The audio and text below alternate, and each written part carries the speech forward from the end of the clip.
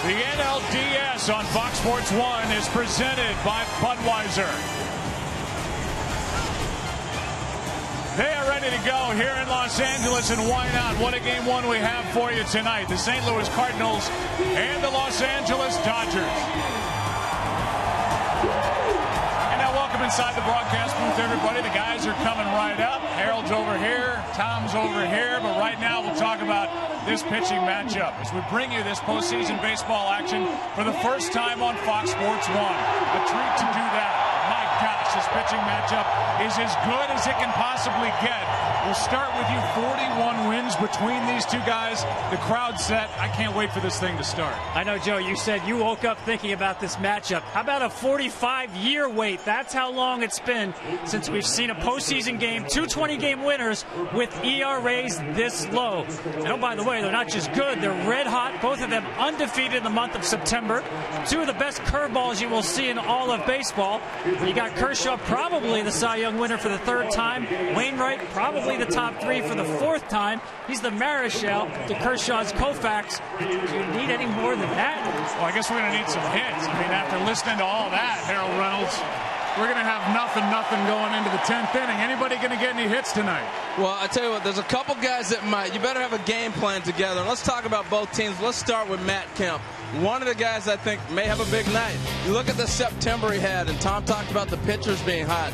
He has been hot. One of the big moves the Dodgers did, moving him to right field. He's taken off offensively. Look at the home runs and RBIs. On the other side with the Cardinals, you have to have a game plan when you face a guy like Clayton Kershaw.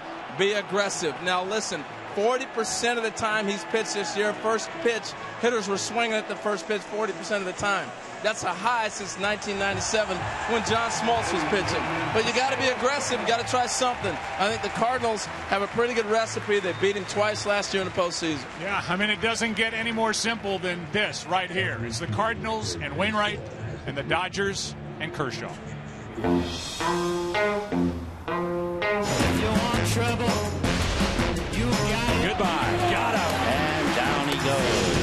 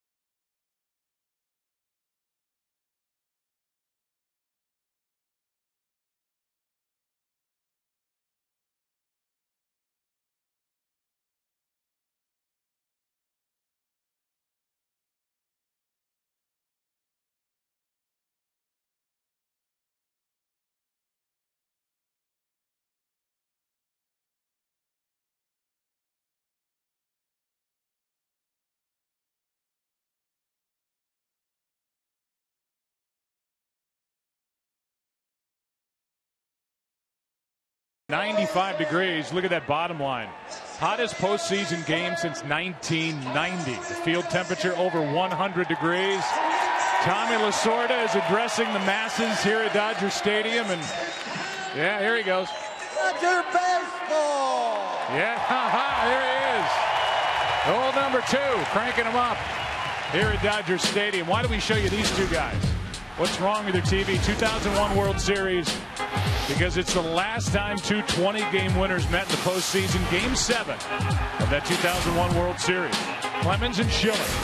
Today, Kershaw in his 21 meet Adam Wainwright in his 20 on this warm night in Los Angeles. So we can throw stats at you all night long, and believe me, we will, because we broadcast baseball on television. However, the beauty of what these two guys have been able to do, not just this year, but in their careers. Kershaw younger than Adam Wainwright.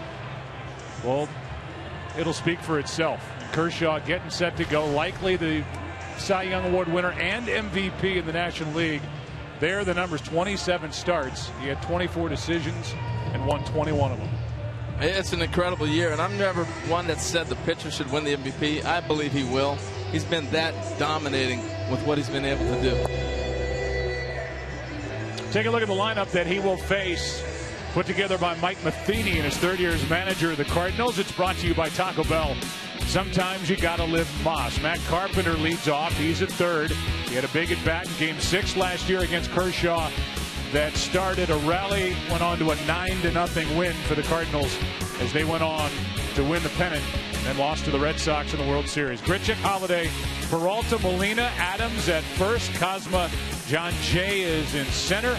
Adam Wainwright does the pitching and bats ninth. Budweiser, the official beer of Major League Baseball. Here's to Budweiser.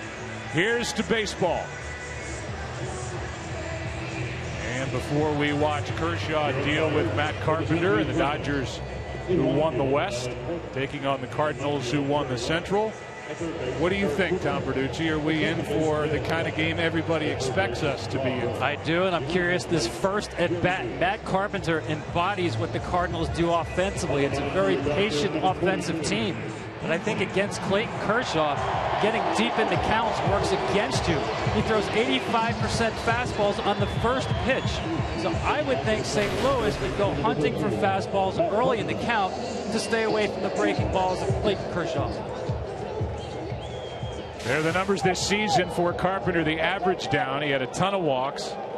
95. He's got one of the best batting eyes in all of baseball.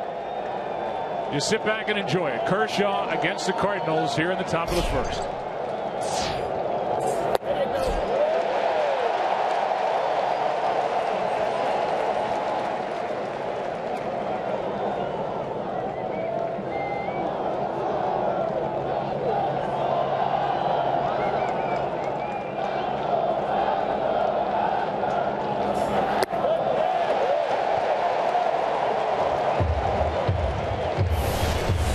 How's that hook? Yeah, this is the big looping one. He's got the tight slider, and that was the big downward breaking ball.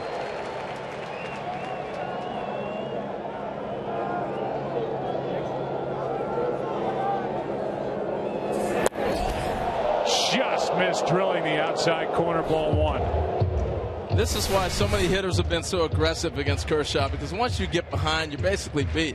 Talking to Matt Carpenter before the game, I said early, have a game plan when you go up there, right? He went totally away from what he said he was going to do. He said, I'm swinging early. Well, you better start swinging now. He does, and he's gone, one away.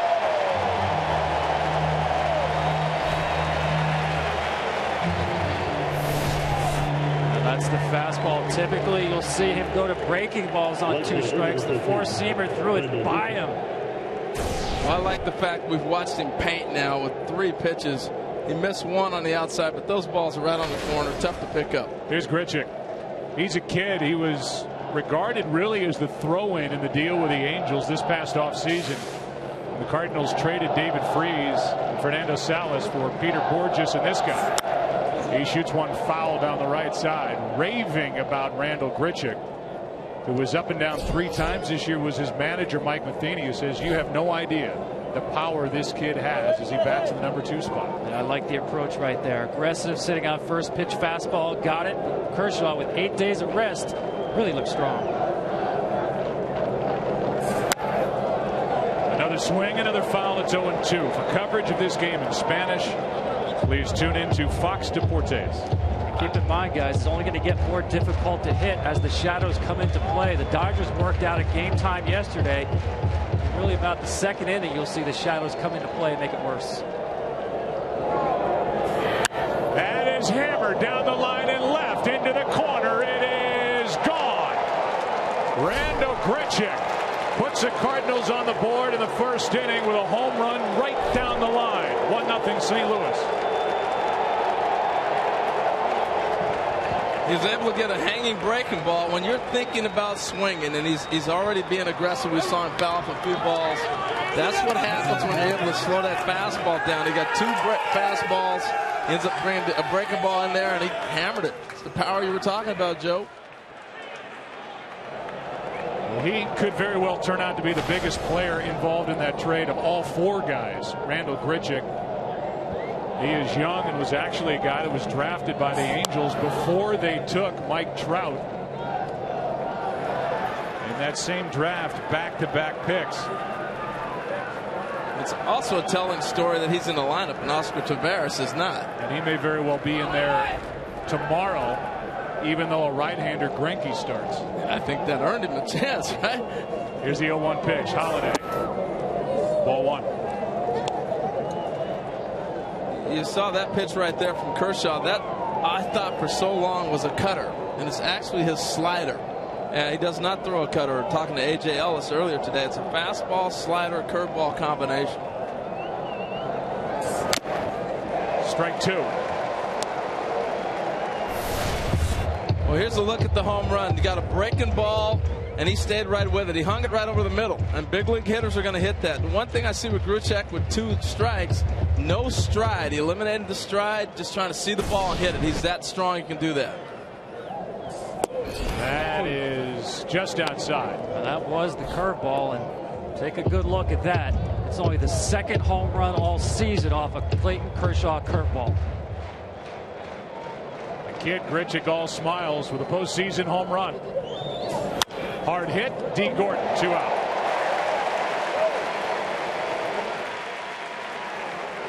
You got to get them early. It's, you know, we always talk about that with the great pitchers. You have to get them early before they settle in. See, the Cardinals are getting some pretty good swings right now. I'll be curious how Clayton settles down as he goes through the lineup and what you'll have to do with Wainwright when he comes out there as well. Here's Johnny Peralta, first year of a 4-year deal, and he really came on after a tough month of April. He set a Cardinal record with his 21 home runs as a shortstop, and he hits one into the air into left center. Who wants it? Puig to his right. Inning is over. Randall Grichuk. Did you know his name before tonight? You may know it before the end of the night and before the end of this series. He gets Kershaw and puts the Cardinals up 1-0 after a half.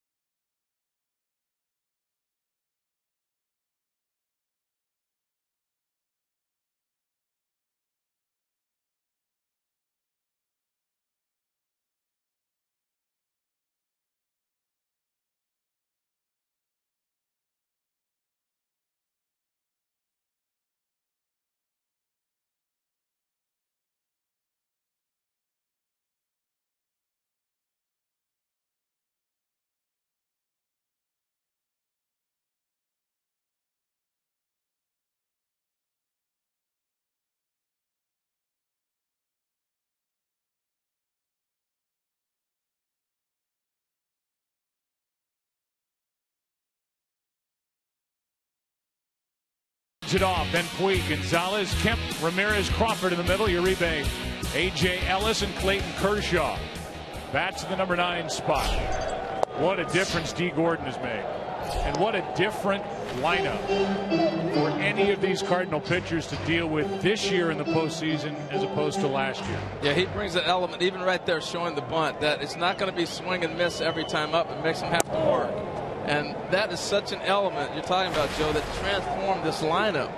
And now you got Crawford back in there running a little bit. Kemp's running better. Puig, obviously. So now you've got some guys that can score first to third, different things like that. Royals have already proven this postseason how important that can be. The ability to take a base, take an extra base, steal a bag, as the count goes to 2-1. The problem with what happens a lot of times when you have one guy in a lineup that can run, everybody waits for him to get on base. You get pitch outs, everything else. Now when you spread it out, it's very more difficult for the offense, for the defense to shut that down. 2-2. I also think you're looking at a different Adam Wainwright on the mound last couple of years. We all know about the curveball. The cutter, to me, has been his best pitch. He's figured out to change that cutter. He'll really use it side to side against lefties, and he'll really bore it in against right-handers with more of a tilt. I think the cutter is the one pitch that, especially in fastball counts, is his go-to pitch. Here's a 2-2. Swing and a miss. The ball was in the dirt and the put out at first, one away. That's it right there. That was dirty. This ball starts off in and then just dives underneath D. Gordon's hands. A little slider off to the side. See the grip right there? A little breaking ball, just swing and miss. Yachty doing a great job of blocking it, not panicking. That's going to be fun, guys. As the curveball, you can see great shot of the fingers really getting on the side of the baseball. Number 2 hitter in the lineup is Yasiel Puig, who ended the year 8th best in the National League, hitting .296. Had a great first half, was an all-star, tapered off in the second half, and he'd like to make up for a rough NLCS last year against Cardinal pitching in this division series against St. Louis a year later. The book on him, you just saw it, pound him hard in. He likes to dive into the baseball, start him out hard in, and get him out of the strike zone, soft away.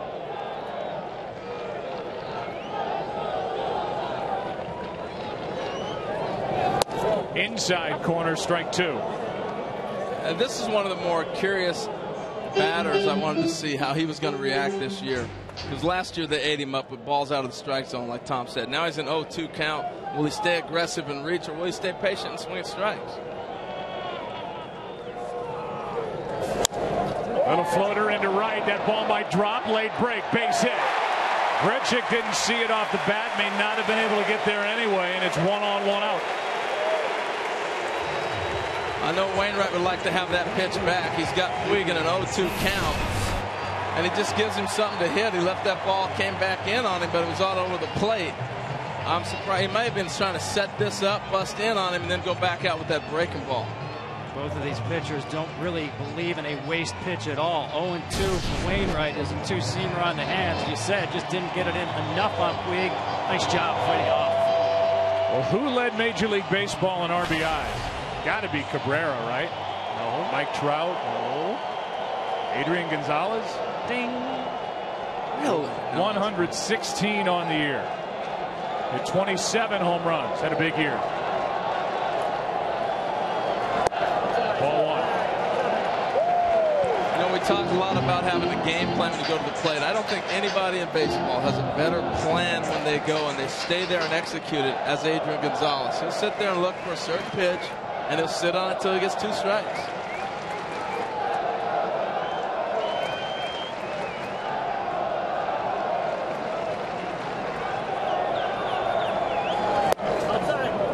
A strike to even the count. Gonzalez has been a machine. 99 or more RBIs every year since 2007. And since that season, he's number 2 in baseball in driving in runs. Coming off his best year as a Dodger.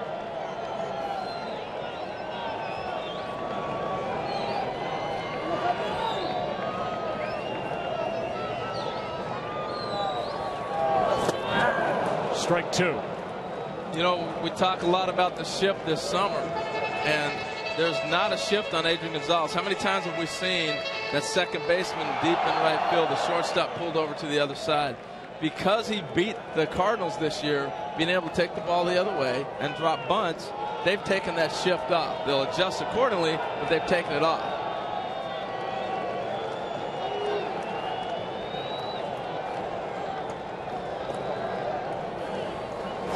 Struck him out. 2 down.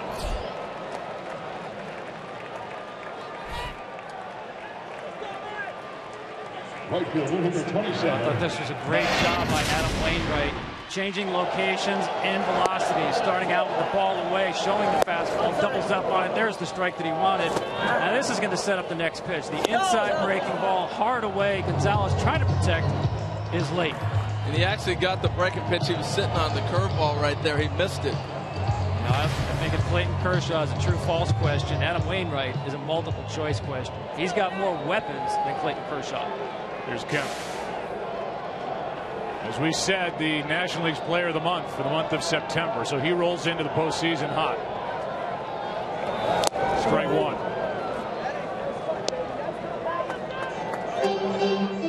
Ken Rosenthal is with us, and if we get a chance, we'll tell you what Matt Kemp told Ken Rosenthal regarding the shadows. We had more of an overcast top of the first, a little bit sunnier here in the bottom of the first.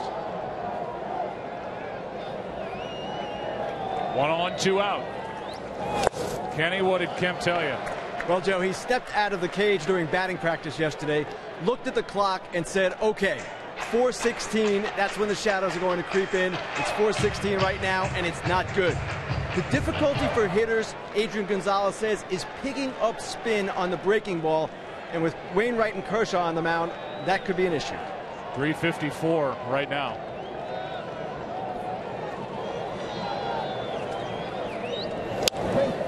That's foul, right side, headed for the seats. Strike 2. I'll go back to the game here in 1985 when Jack Clark hit that big home run. He told me after the game he actually delayed during the course of that at bat to let the shadow entirely cover the plate. He was kind of splitting the plate. Of course, he saw the ball well enough to hit the home run. Yeah. Ruined the Dodgers NLCS that year. As you said, a little overcast now. The difficulty is when the sun is out and the ball starts in the light and then turns dark and the hitter cannot read spin.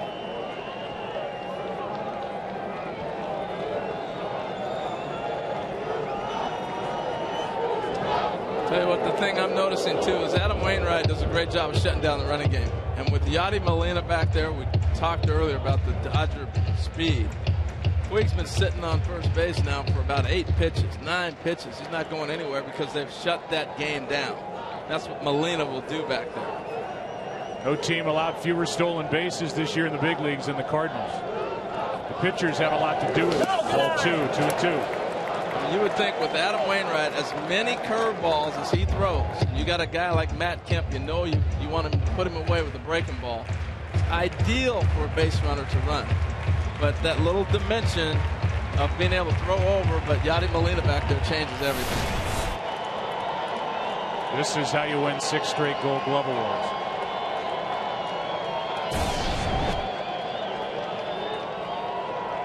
Wainwright could strike out the side.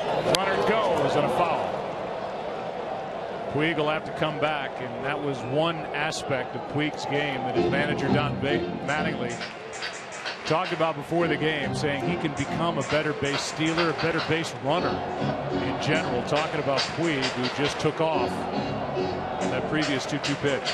Yeah, we're watching a guy at 23 years old still developing in the big leagues and still learning the basic fundamentals of how to continue to advance his talents. They have a lot of outs on the bases. As you can see, the most in the big leagues during the course of the year.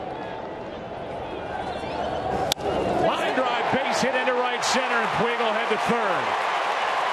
First and third, 2 out here in the first.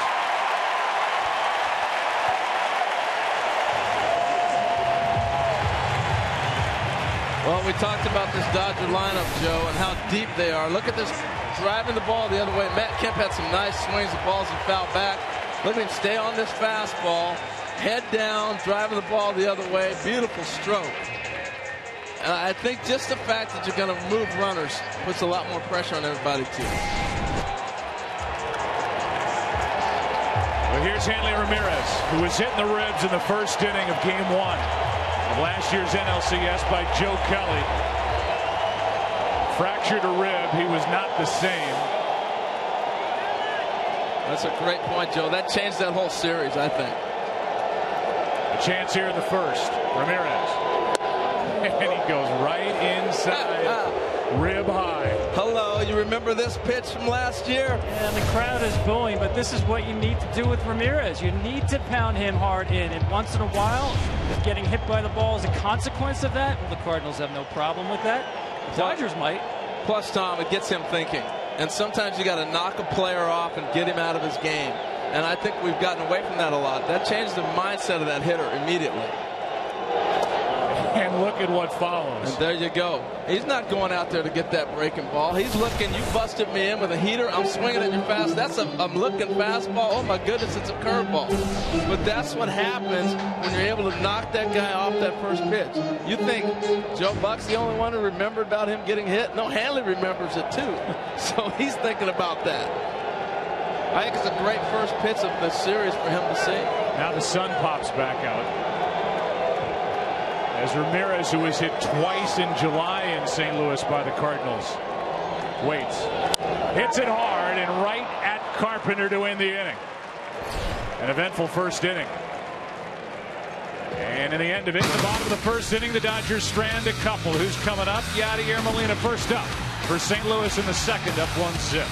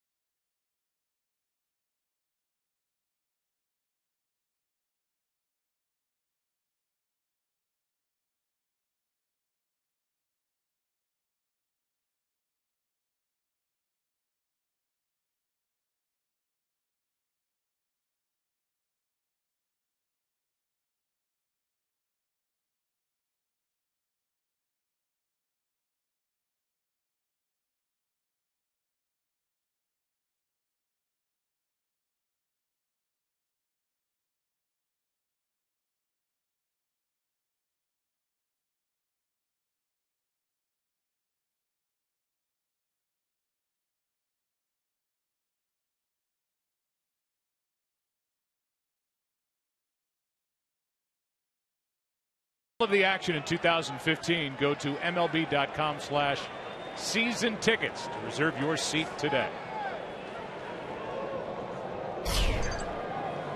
Here's Kershaw back to work. Here's Molina, strike one. And here come the shadows, Joe. You know, you're starting to see the shadow on Kershaw. So it's very difficult with when the pitcher's in the dark and the light is behind him. It's really starting to come in now. Here's the 0-1. Harold, have you ever seen pitcher, starter, reliever, anybody, warm up the way Clayton Kershaw gets his arm warm before he goes to the bullpen to get loose? No, and I was absolutely amazed at what he does with his regiment. I had heard that he throws 34 pitches when he gets to the bullpen, but it was the throws in the outfield. We'll get there after this AB. It was amazing.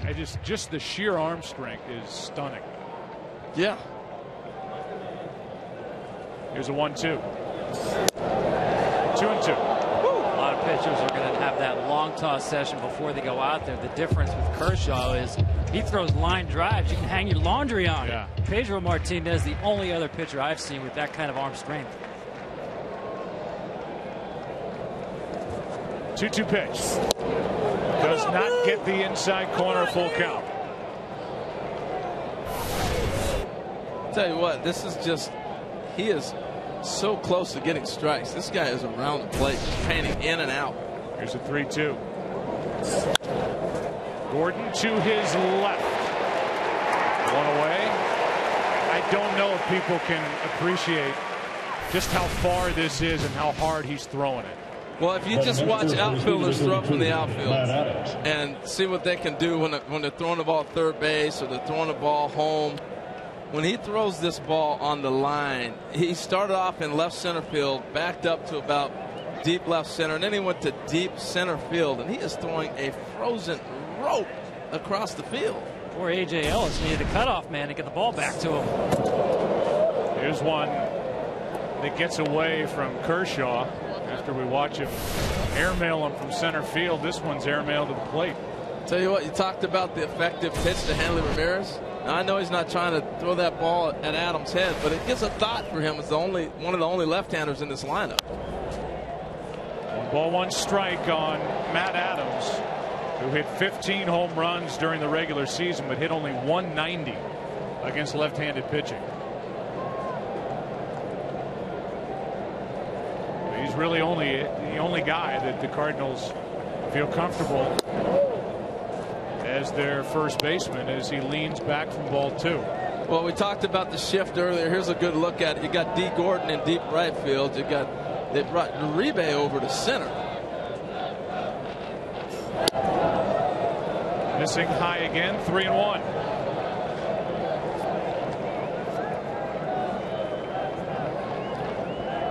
Matt and John, thank you very much. Talking about Matt Vasgersian and John Smoltz as we welcome in a new audience. They just watched the San Francisco Giants beat the Washington Nationals in Game 1 of that division series 3-2. Here's Adams into left. Easy for Crawford, 2 out. Since you just joined us, here's what we've seen so far in this matchup between Kershaw and Wainwright. 1 out, first inning. Randall Grichuk, former farmhand for the Angels, took Kershaw out for the only run of this game. The Dodgers threatened in the bottom of their half of the first, stranded runners at the corners. And with 2 out, nobody on, the batter will be Pete Kozma, who had only 14 games in the big leagues this year. He played the middle infield at AAA. But because he's been a postseason performer, Mike Matheny is going with him against the lefty Kershaw instead of the left-handed hitting Colton Wong here in Game 1. That's us. Glad you're with us. He's also had some good numbers, small sample, but good numbers of any kind against Clayton Kershaw. He'll take it. How about that? Well, I think the interesting thing when you think about Pete Kozma is he's playing second base. You know, we became accustomed to watching him at shortstop with the Cardinals for a couple seasons, and you know, it's a matter now that they have Colton Wong, the left-handed hitter. They wanted to go ahead and put Kozma in there from the right side of the plate. Here's a 1-1. That's foul, which gives me a chance to tell you, for those of you watching us on Fox Sports 2 and MLB Network, we'll be moving to Fox Sports 1 at the end of the inning. We're picking up our stuff and going to another channel. It's Fox Sports 1. So tune there for the rest of the Cardinals and Dodgers Game 1. I tell you what, Pete Kozma had no chance at that last pitch. We're getting to shadows, and that ball, he literally took it out of the catcher's glove. It's getting nasty right now.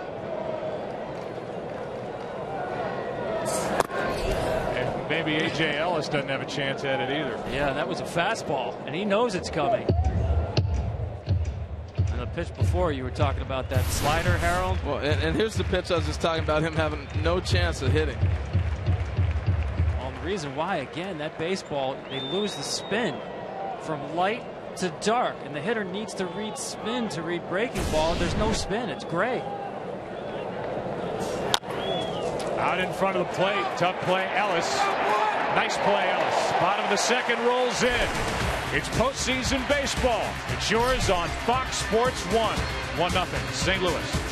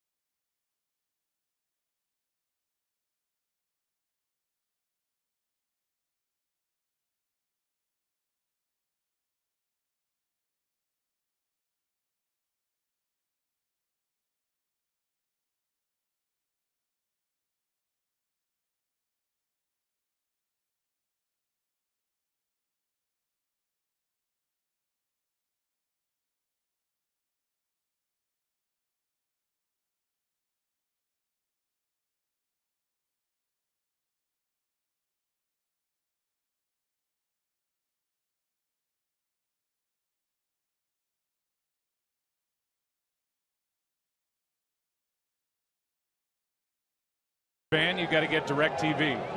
Call 1-800-DirecTV. Bottom of the second, Carl Crawford first up. St. Louis on top 1-0 on a Randall Grichuk home run in the first.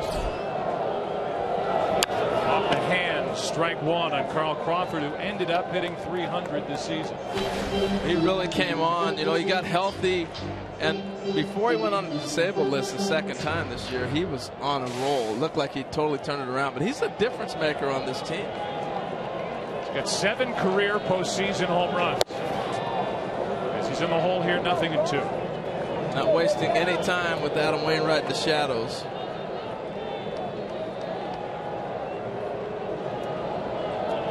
Good luck with that, Joe. Easy to call it from here.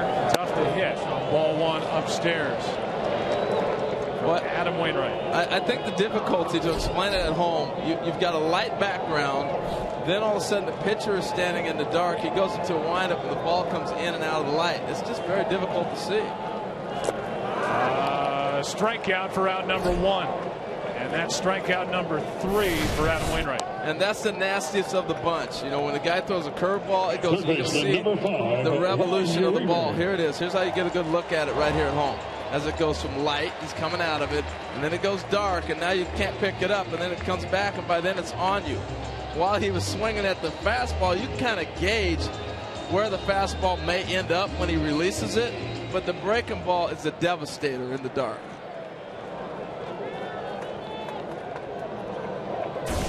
One out, the batter will be Uribe. Another guy who makes this lineup that much deeper, that much better. Hit .311. Already has a ring, won it as the shortstop of the White Sox back in '05. I'll tell you how important he is. 2 days ago, Don Mattingly had a team meeting. And during that meeting, the general manager, Ned Coletti, spoke to the team. And Mattingly called on 4 players to address the team. Clayton Kershaw, Matt Kemp, Adrian Gonzalez, that's to be expected, and Juan Uribe. That's the kind of impact he has in the clubhouse, and a guy who has won a ring before. It's a shot at Ned Coletti, the general manager here with the Dodgers. A nice job putting this team together. Filling up this big budget with good pieces. Better team here this year. That's a strike in the count, 2-1. Well, you go back to the big trade they made with the Red Sox. And yeah, they took on a lot of money and they absorbed it, but you have to make the right choice when you go get that kind of cash. You better make the right players and the right pick. That's the Yankees. 2-1 pitch. 2-2. Uribe also won it all with the Giants in 2010, who were on this every other year kick. They won in 2010, the Giants 2012, and they won on the road game 1 at the Nationals moments ago. Here's a 2-2. That's a base hit off the end of the bat. 3rd hit for the Dodgers tonight.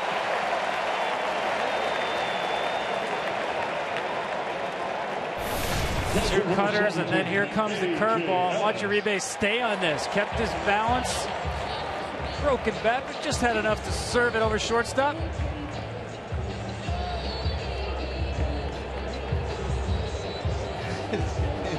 If he'd have caught it, he had his eyes closed. Cardinals have been pleasantly surprised with the defensive work of Johnny Peralta to go with a 21 home runs. His first year of this 4-year deal. Yeah, if he catches the ball, it's been virtually an out. The one thing I talked to Johnny before the game, and he said Jose Akindo's really helped him a lot, mainly with positioning, going to a new league, trying to figure out where to stand and play guys.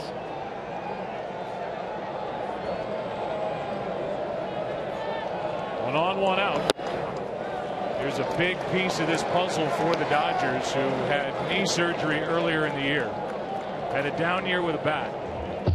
You cannot underestimate what he brings to this Dodger team behind the plate with this good pitching staff. He's been excellent. I also think the offense has started to come on a little bit. He's a good offensive player. Here's one up the middle. That's a base hit. Uribe will stop at second. 2 on, 1 out.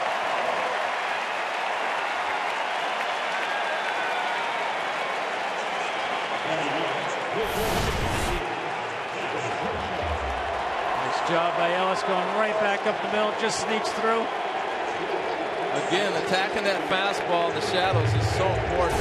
You know, we may talk about it a lot, but it is legit that you have to discuss the fact that there is that shadow effect. And now one of the better hitting pitchers in the game, Clayton Kershaw, will dig in. He had 11 hits during the regular season. Swinging the bat. You see Matt Adams is behind the runner at first base. Be careful on the show bunt and slash the ball. He was working on that yesterday at batting practice.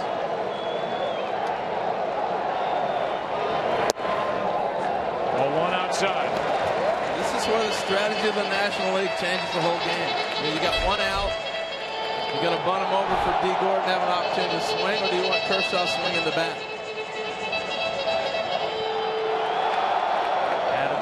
Moved in front of the runner, expecting a bunt.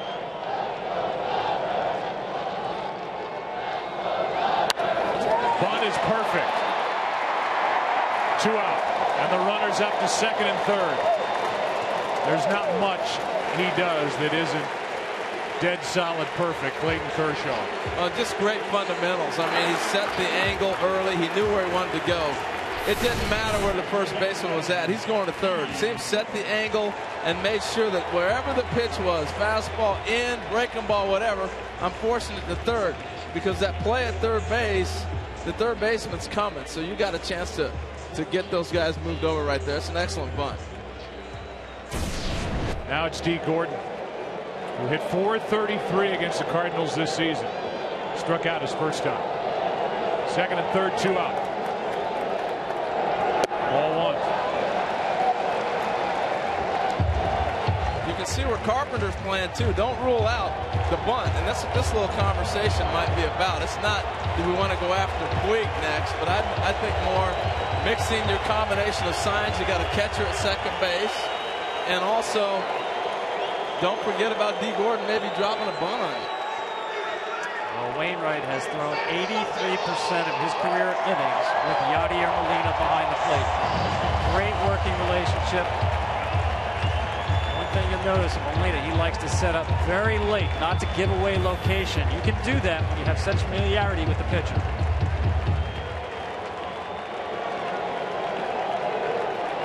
I'm really curious having the second baseman come in right there, not the shortstop, on that conversation. Strike 1. You can see how late Yadi moved. Wainwright was almost starting his delivery. Why? You don't want to move too early. The second baseman can give away location. See him jump. Oh, Wainwright already started his delivery. When you've worked together for so many years, so many innings, it's easier to do it.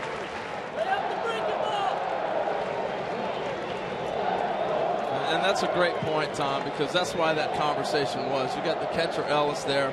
Instead of allowing him to tip signs, you wait till the last second. Strike 2.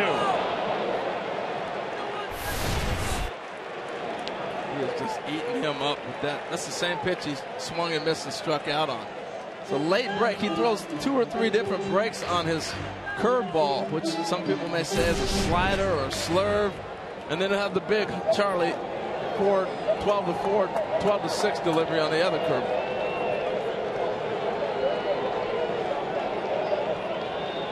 Second and third, 2 out. Foul tip.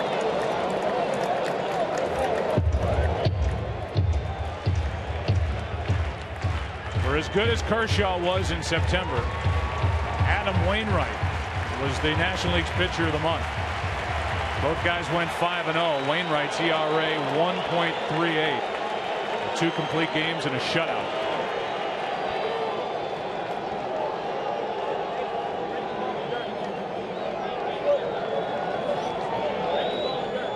Another 1-2. Blocked by Molina. 2-2. And this is the most difficult time of the day to see the pitch. The pitcher is barely in the sunlight and everything else is dark. And this is what Tom's story about Jack Clark came in so important. He waited for that shadow to cover the pitcher, so it's all one thing and you're not varying having looks. Now Wainwright's coming out of the light and D. Gordon's got to pick the ball up in the dark.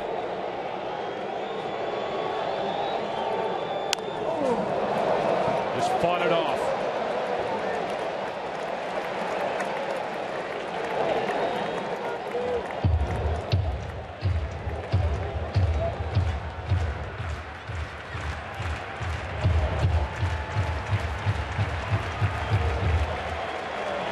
Dodgers have worked Wainwright up to 40 pitches already.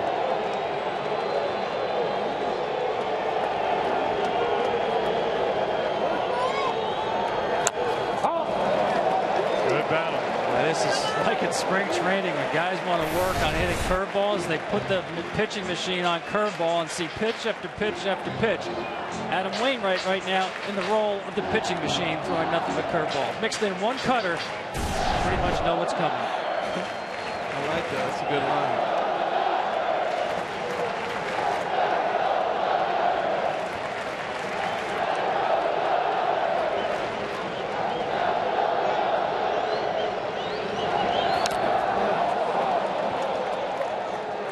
We will have at least 8 pitches in this at bat. And you're probably sitting at home going, well, if he knows the curveball is coming, why can't he hit it? But you just don't know that one pitch where he sneaks a fastball on you might be by you. And that's the beauty of being able to have a large arsenal.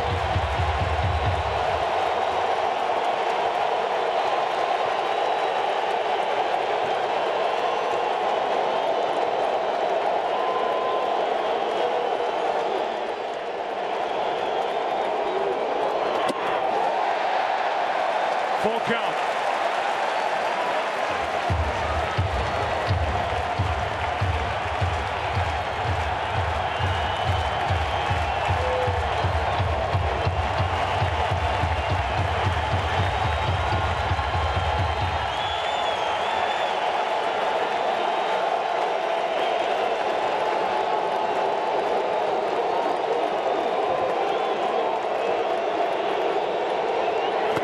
Struck him out. The breaking ball got him, and Wainwright now is stranded 4. Drama already as we go to the 3rd inning at Dodger Stadium. Everybody to Fox Sports 1 as we move to inning number 3, game number 1. St. Louis on top of LA 1-0.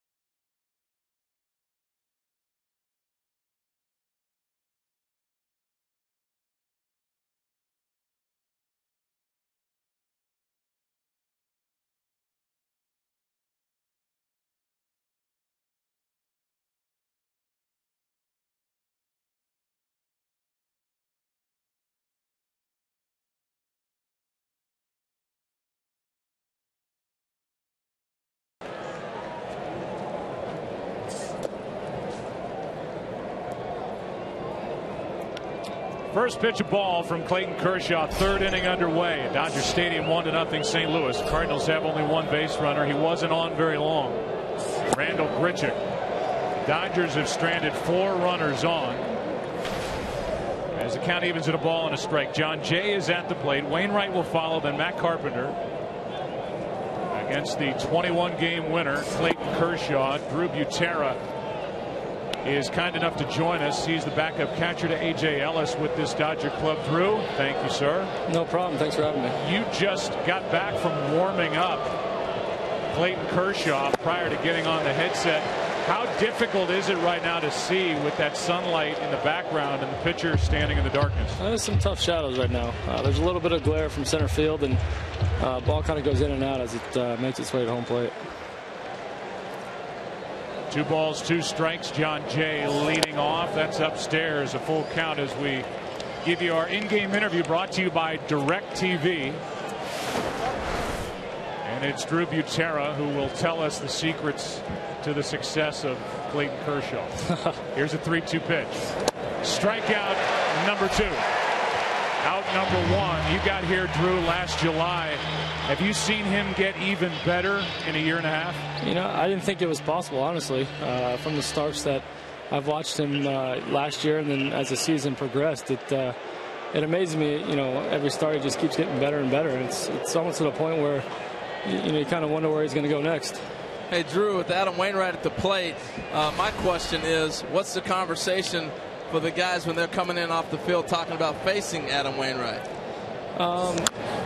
You know, from today, it's just kind of, you know, they want to sit that cutter speed. He's got that really good curveball, and you know, the fastball's sneaky, but I feel if you kind of sit in the middle of the two, that cutter speed, look out over the plate, you know, he's going to give you something to hit up in the zone. Sure, you talked about the shadows, how difficult they are right now in the game. Here's the 0-1 to Wainwright. Got a good swing, but popped it up. Shallow left for Crawford. 2 out. And my question for you as a catcher is, how would that, if it would, influence your game calling? It definitely would. You know, depending on the stuff that whoever's on the mound has. You know, if guys are having a hard time picking up a certain pitch, and usually it's spin with the shadows. As a hitter, you want to stay on a fastball, and you know, with tough visibility, it's tough picking up spin. And if guys got good command of some type of off speed, you know, utilize that a little more and make the fastball look a little harder. Well, this is a rematch of last year's NLCS happening this year in a 5-game division series. I would suspect, Drew, that your club comes in with a ton of confidence. There's a strike over the inside corner, because this to me is a much better, deeper Dodger team than the one that bowed out in 6 games in last year's NLCS. Yeah, you know what? We're healthy too, and I think that's the big key. We got some guys that battled through some injuries last year during that series, and you know, coming into this series, we're a little healthier than we were last year, and you know, we have a little bit of some personal stuff to take care of. Yeah. You know, they took care of us the last couple of years, so you know, it's kind of our turn to give it to them. All right, man. Drew, thanks. Have some fun. I appreciate it. That's Drew Butera of the Dodgers. Who's coming up? Yasiel Puig with Gonzalez and Kemp to follow 1-0. St. Louis on top.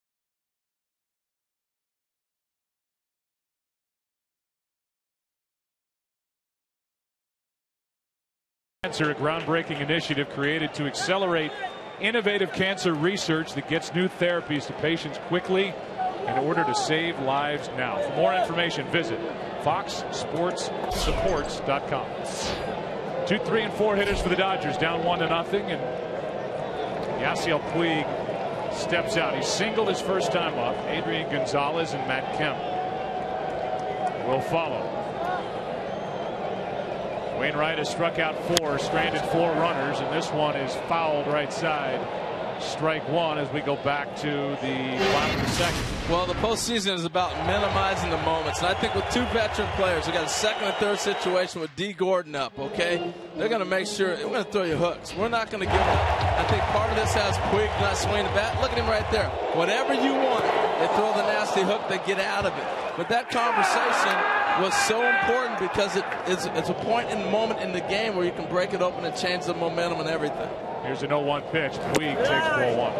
That was a great breakdown. I mean, if you ever doubted the impact of Yadier Molina, you saw it right there. A veteran pitcher, Adam Wainwright, full count, tying run on third, defers to the catcher, whatever you want. What that meant was full count. He doubled up on the curveball in the dirt. Don't forget about that. Molina knows the ball is not getting by him.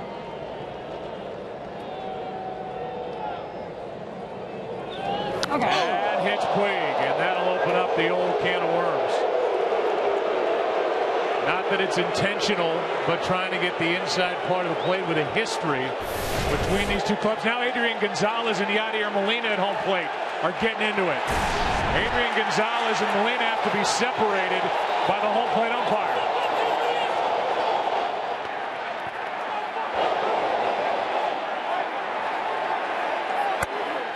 Somebody better grab Puig and keep him out of there because he's coming at it too.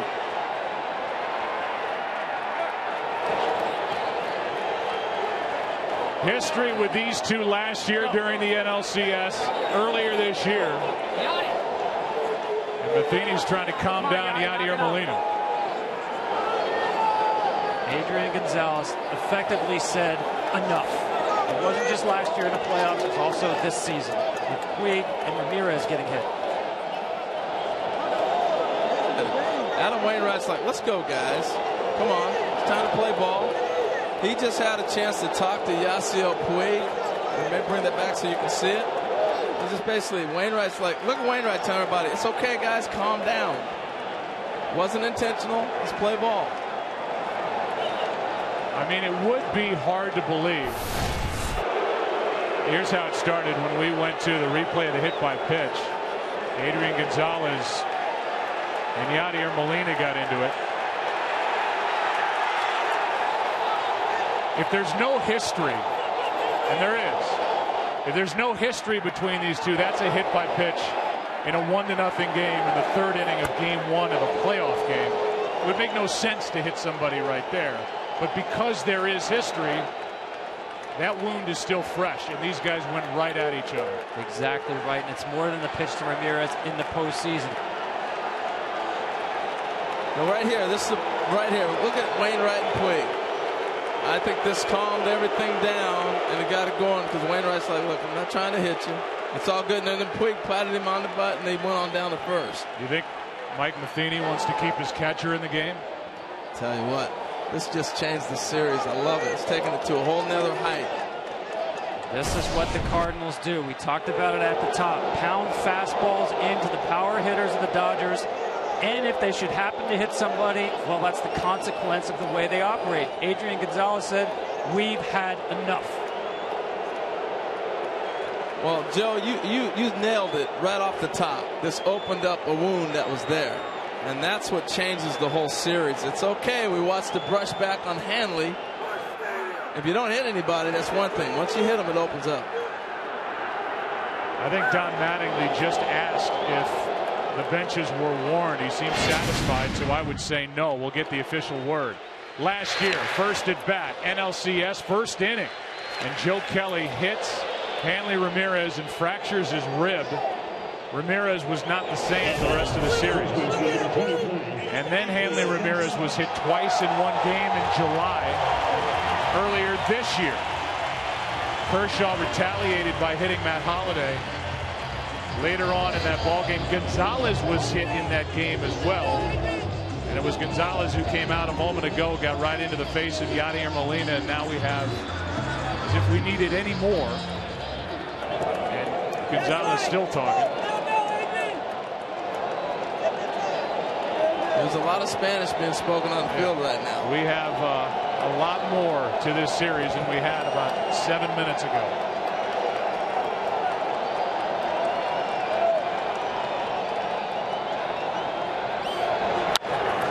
Strike one on Adrian Gonzalez.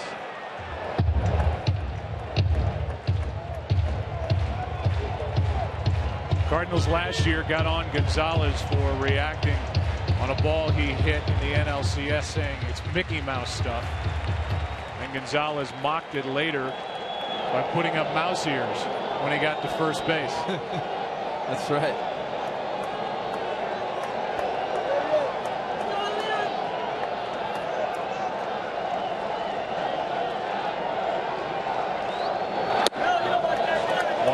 Strike. I talked about the last time Adrian Gonzalez was up, how he has a game plan. And you saw him swing at the first pitch fastball this time. He struck out, he swung and fouled the curveball back in that at bat. I'm curious if he's changed his plan, said I'm going after the fastball. They want to attack me with that, I'm swinging it.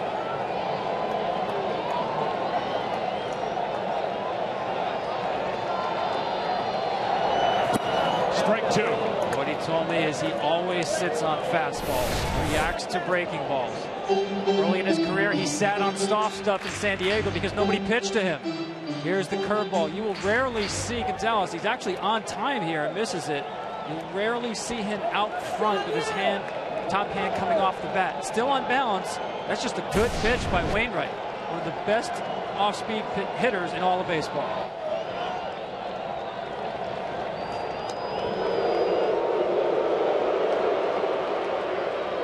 Right now, the guy who is the most upset is Adrian Gonzalez. We saw Puig with that moment with Wainwright. But Gonzalez is locked in this at bat after getting into the face of Yadier Molina.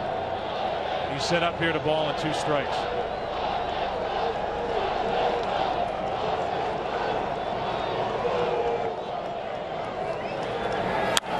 Right side, Adams will just go to the bag. Couldn't get a grip on it or get up, and down to second is the tying run. Puig, 1 out. It's a nice play. We're first and third. That ball gets through because Puig is going all the way to third base. And he couldn't make the transfer. He's got to play, just couldn't get there. And good decision to go ahead and get the out.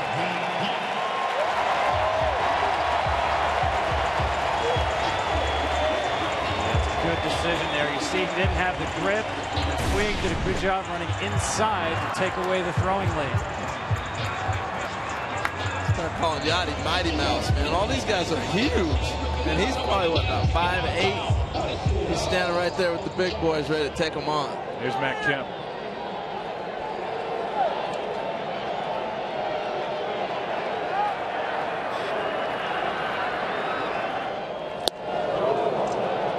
I'm a little bit surprised that Pete Cosby was playing so close to the bag at second base. Making the ball here, left it up, Kemp underneath it. Well, it's almost a mini shift. A lot of times when you got a guy that can run like Puig, you'll sit right there and take away that thought of going to third base. And Kemp doesn't hit a lot of ground balls through that side. He'll shoot some balls to right center, but he won't shoot the grounder that way that often. In the air to left. Back is Holiday. Kemp got it just down toward the end of the bat, 2 out. And the batter will be the aforementioned Hanley Ramirez. The runner at second, the tying run, 2 out. A couple of breaking balls left up in this at bat. You can tell by the reaction of Matt Kemp. Thought he should have got a better piece of that. Well, I tell you what, though, it's a great sign for the Dodgers. He's healthy. You know, he wasn't able to take that swing. That's the Matt Kemp we talked about in the Open, the September he had, and how he's starting to swing the bat. It just lengthens this lineup and makes it even more lethal when he's swinging the bat like that. Now, this is interesting right here because we've seen Wainwright attack Hanley inside. Can't change your game because of what happened a few minutes ago.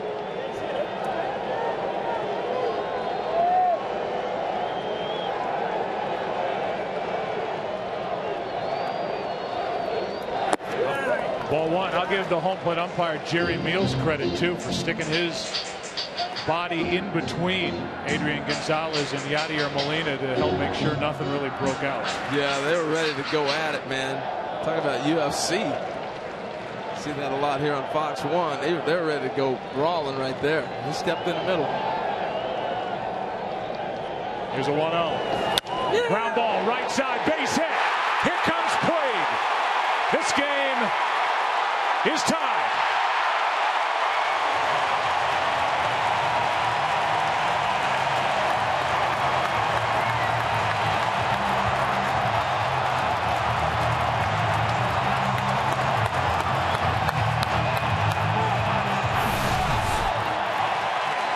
Well, he goes back, doubles up on the ball away. That Ramirez really likes the ball in that area. What I did not like is Pete Kozma broke to hold Puig with 2 outs. Let him steal third if he wants. You want to knock down a ball, keep it in the infield. And he was able to shoot the ball through that hole instead of playing deep with 2 outs. You let a dribbler get through and it ends up hurting. So Puig, who was hit by the pitch that started the benches clearing and bullpen clearing incident. No punches thrown. Order restored. Comes around to score on the 2-out hit by Ramirez. And now Carl Crawford. Ramirez goes. No throw. Stolen base. Hanley Ramirez. Yadi couldn't get the transfer right there. He was ready for it, too. He actually got a great pitch. They had a good idea he might run. It's a fastball up and away. Set, transfer, ready to go. He is dead to rights, and he couldn't get it out of his glove. Remember I said Adrian Gonzalez spoke to the team 2 days ago in a team meeting. I think he did a better job waking up the team today. A lot of energy right now out of the Dodgers.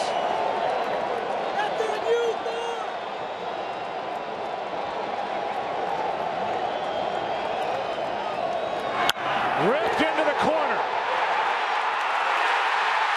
Dodgers take the lead, 2-1.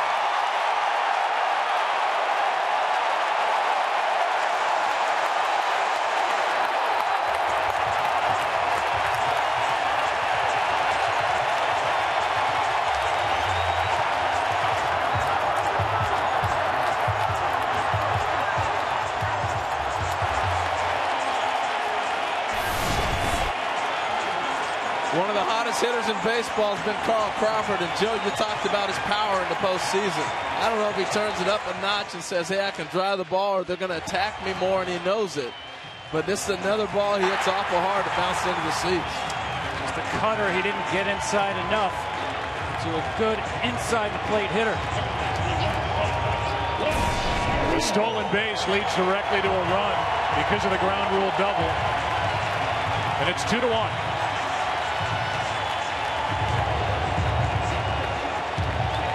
Now Kershaw's got a 1-run lead. And this place is jumping. Nothing like clearing the benches to get it going. Here's your Uribe. That gets away. Over to third goes Crawford. He's thinking about coming to the plate, but he won't.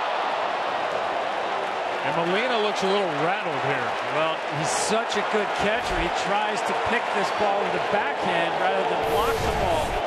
You see it, watch it run up the glove. He tries the backhand and then the throw. He gets back and he makes a throw. And Wainwright just kind of looked up because he knew the guy wasn't coming. Crawford with a great idea, though. A few years ago, when he was healthy and no hamstring injuries, we might have saw him go from second to home right there.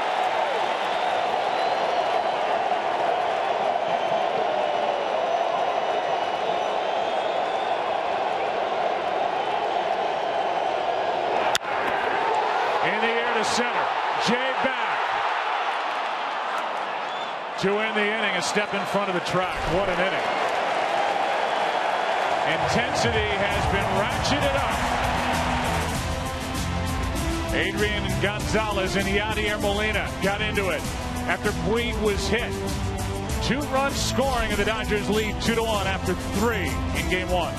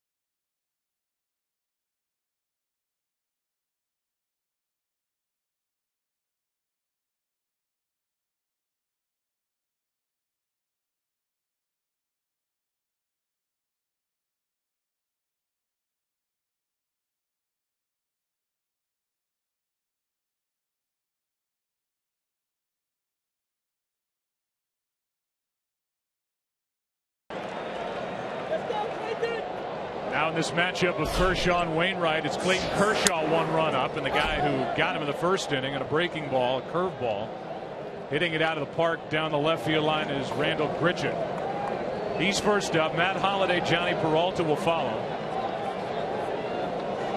You have to go back to 1930 to find a Cardinal player who homered in his first postseason at bat. The kid Grichuk got him in the first inning, and it, as we said up here, may well earn him a start in Game 2 against the right-hander Zach Greinke here tomorrow. Well, every postseason there's a player or a few that jump out on the map, and this is their coming out party, so to speak. This kid can play center field. He's got a great arm. He's got tremendous range, and he's got power.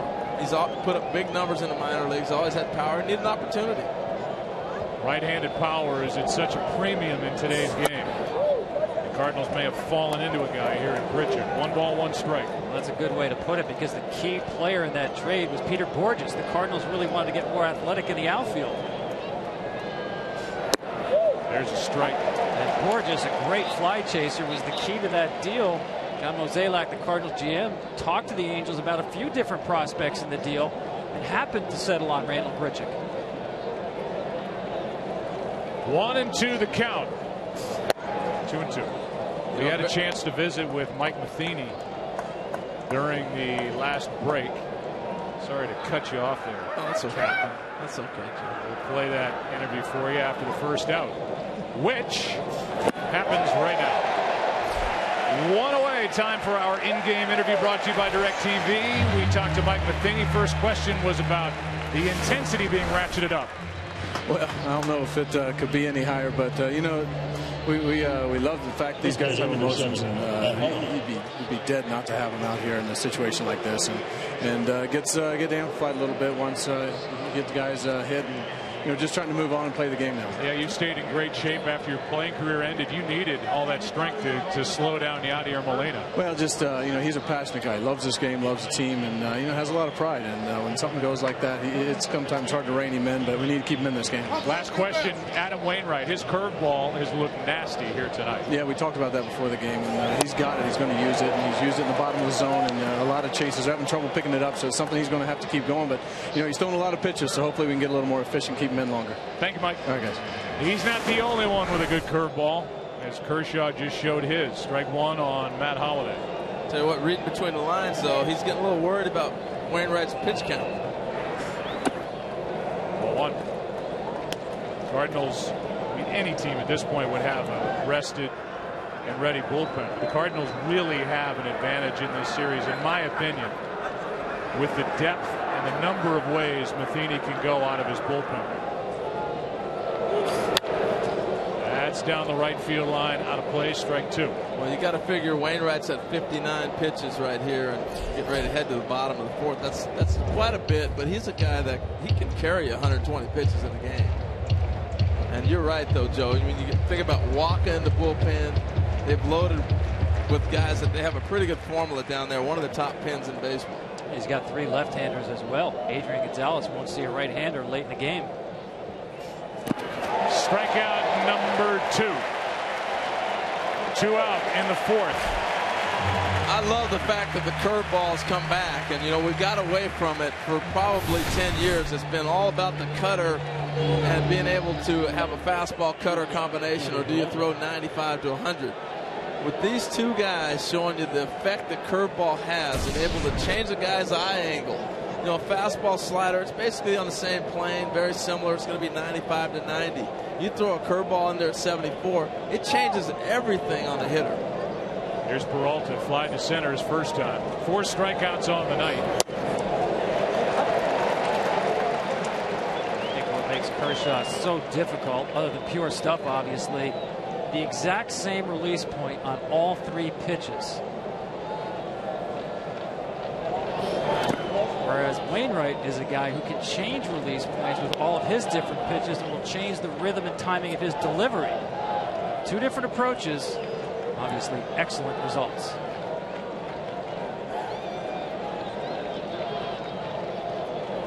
One ball, 1 strike on Johnny Peralta. Strike 2, and Kershaw could strike out the side here in the 4th inning. Joe, this is what the great ones do. I mean, you get him a lead, the energy's high, and he comes out, strikes the first 2 guys out, and keeps that going. If you can get them out right back in the dugout and keep it going, the crowd's going nuts. This is what the great ones do. And you talk about improving, this is where he's improved. Oh, the home plate umpire, Jerry Meals, flinched. So did Kershaw and the infielders. I love the look on his face. He was walking off the mound on this slider. Looked like it caught plate. Look at the movement on that. Count 2-2.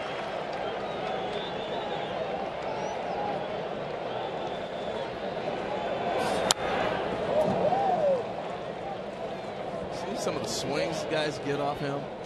I mean, it's almost embarrassing. We're talking about great hitters.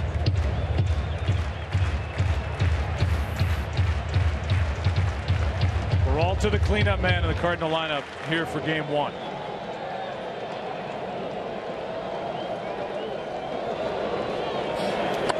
Full count.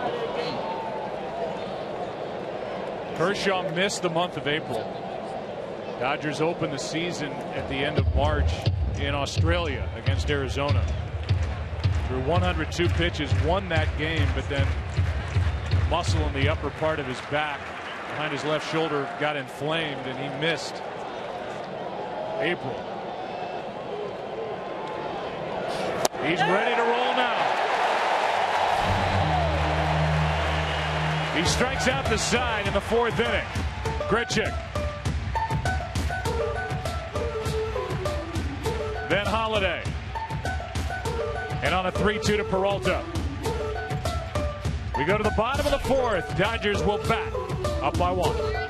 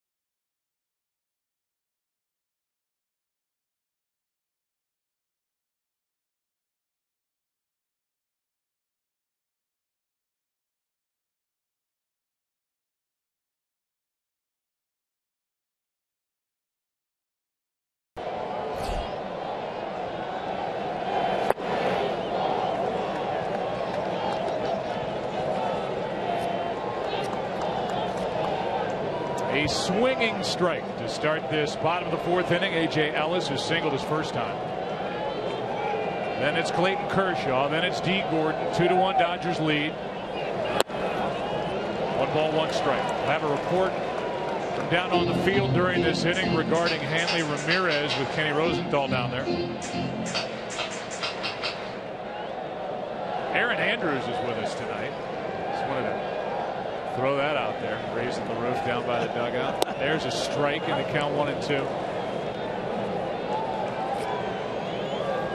She's on the Cardinals side. I'm going to guess, to be fair and balanced, Kenny is on the Dodgers side. He is.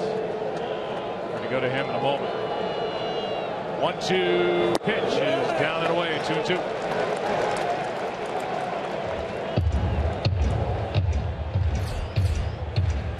AJ is really the perfect number 8 hitter in the National League. Pitcher behind him, he will grind out at bats. Takes a lot of pitches, a tough put away. He's 2 for 2. Leadoff man is on, and here is Kenny Rosenthal. What did you spot down there by the dugout? Joe, after Hanley Ramirez stole second and scored the run, he was grimacing in the dugout. Talked with trainer Stan Conti. He went down with Hanley underneath. Conti talked to Mattingly, alerted him there might be an issue. Obviously, Hanley's still in the game, but even after the last inning, he went down underneath just to get checked out again. He's a free agent to be. When he's healthy, he's one of the best players in the game, and the Dodgers are that much better. But he has a tough time staying healthy. Now out on the bench. Here's Kershaw to bunt. And it'll check up. Effective. Down to second. Ellis, 1 out. Well, that's a great read by A.J. Ellis. You know, that is so difficult when the ball's popped in the air. You're supposed to freeze. He basically said, we'll take the double play if they catch it. I mean, he got lucky, to be totally honest with you. Watch this ball. Once it's popped up, your first instinct, you got to freeze as a base runner. But by the time Wainwright fields this, look at where Ellis is at. He's already halfway down the baseline. You got no man's land side, may as well continue. So Kershaw's 2 for 2 on bunts. Sacrifice in the second, a sacrifice here in the 4th inning, and the batter will be D. Gordon. Good at bat last time up for D, but a strikeout. He's 0 for 2.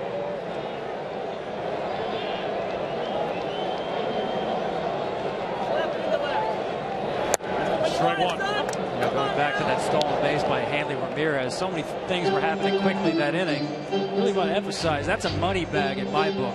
Running with the first pitch with 2 outs. Get yourself in scoring position early in the at bat for Carl Crawford. Crawford delivered him with a 2-out RBI double. That's outside. D. Gordon first came to the big leagues in 2011, but really tried to settle in 2012. Hit .228. Last year hit .234. They didn't know what they had in D. Gordon, who was taking over second base. At the top of their lineup, he has more steals this year than the Cardinals have as a team. 64. Left side, tough play. Carpenter gloves, throws, he got it. 2 out. Nice play by Matt Carpenter against the guy who leads the major leagues in infield hits. You want to square up the ball, but D. Gordon is a little bit different. When he mishits the ball, he has an excellent chance of reaching base. Nice transfer by Carpenter on the throw to get him. Yeah, that's a great play. And you know, Matt Carpenter talking to him before the game.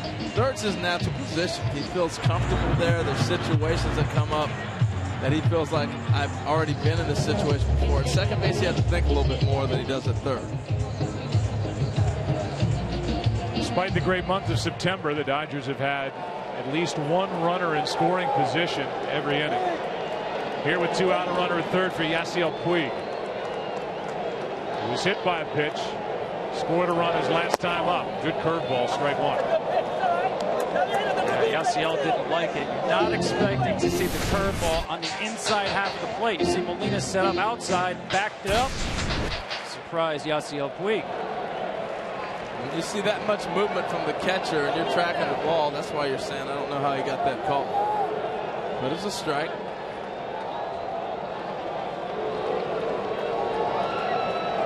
One of the keys to the Dodgers' resurgence with their lineup was when they settled on their outfield. One of the keys to that was Puig being able to handle center field. He moved Kemp into right. Crawford got hot, played left, and Ethier went to the bench. ball, 1 strike as Molina staves a run.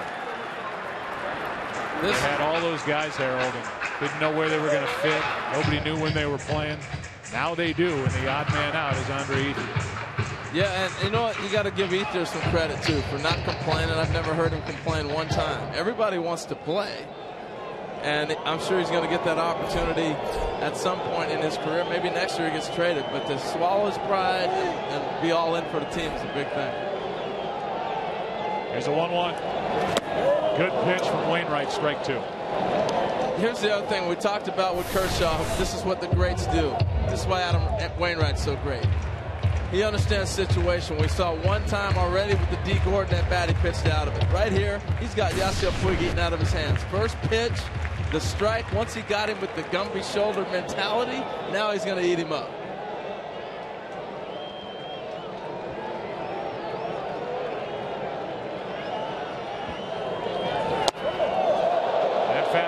Straightens him up. 2-2. Seems like anything hard in is a challenge in this game. See Molina set up away. It's actually a mistake by Wainwright. I think it's a mistake that's going to be effective because now he's able to go back out again with that breaking ball. He's got him set up for 2 pitches, the ball in or the breaking ball away.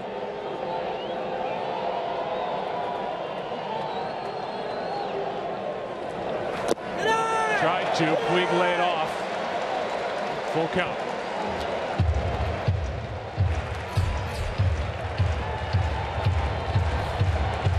Puig swinging at that ball last year.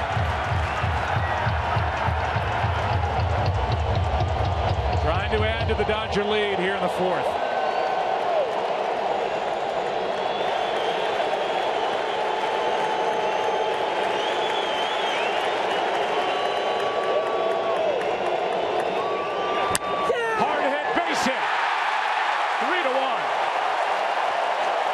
Comes in to score on a 2-out hit by Puig. Well, I said Wainwright had him. He was going to eat out of his had him eaten out of his hands, but he missed on his pitch. And the discipline and growth of Puig laying off the pitch before. This changed everything. This is the pitch before right here. Last year, he's out. He's swinging. And Adam Wainwright knew that. Now he comes back, same pitch. He gets the nod. So I got to give Puig some credit for maturity right there. Very rarely do you see Adam Wainwright miss location 3 times in the same at bat.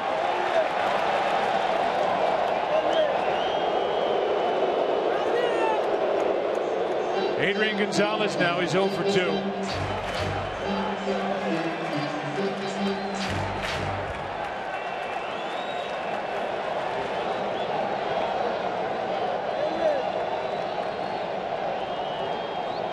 Wainwright's given up 2 hits in every inning so far.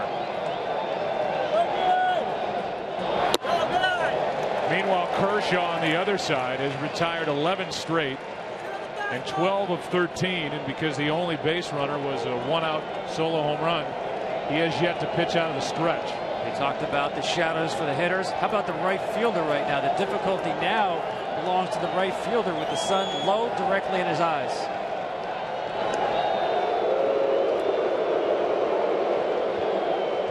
I think it's interesting also how deep the shortstop Johnny Peralta is.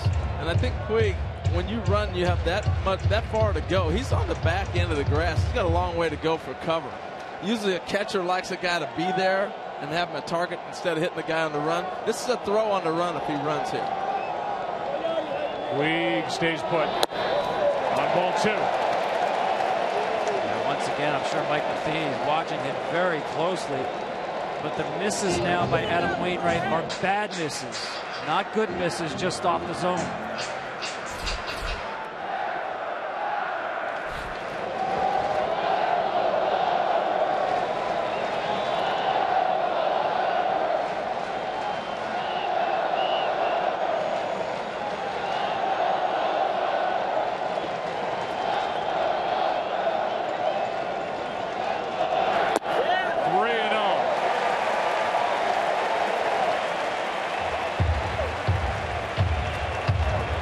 This crowd was loud coming into this game with the anticipation of Kershaw against Adam Wainwright. When that incident happened to start the third inning when Puig was hit by the pitch, Gonzalez and Molina started arguing. This crowd has taken it to a new level. As loud as I've ever heard it in here. 3-1. I've been thinking about that incident hitting Puig, and why would Gonzalez say something? He's the guy that Puig has really gone to for leadership.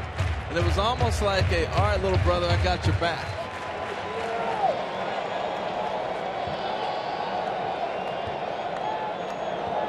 Puig scored the tying run. The Dodgers have added 2 since. And a walk to Gonzalez on a 3-1 breaking ball. Put 2 on, 2 out.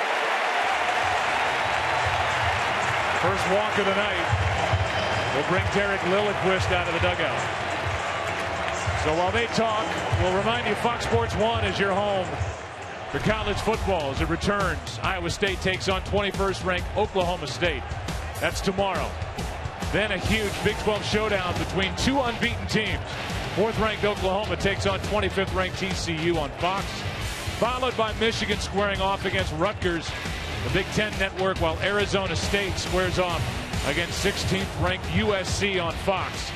Coverage begins at noon Eastern on Fox and Fox Sports 1, streaming live on Fox Sports Go as the rookie Marco Gonzalez gets loose. Solid pitch count, 79 pitches. But for me, it's a combination of the heat today, the fact that he's been pitching out of the stretch, except for the leadoff batter, the entire game. So that 79 pitches, actually, the toll much higher than normal. Here's Kemp. Ball 1 outside. You know, it's one thing to have a high pitch count, and these are stress innings, stress pitches, but he's missing his location. And, you know, you can handle it with missing strikes, missing spots, but he's missing by a lot. And Tom, you made that point earlier. I think that's one of the reasons they're looking at it closer. Strike 1.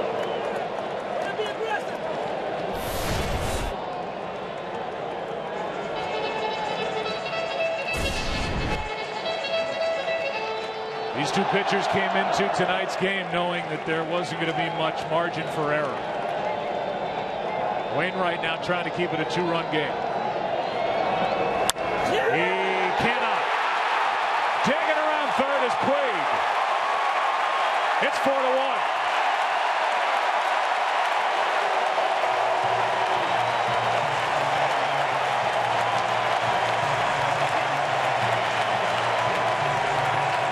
If you're wondering the difference in the Dodgers last year and this year, Puig laying off the breaking ball and Matt Kemp being healthy.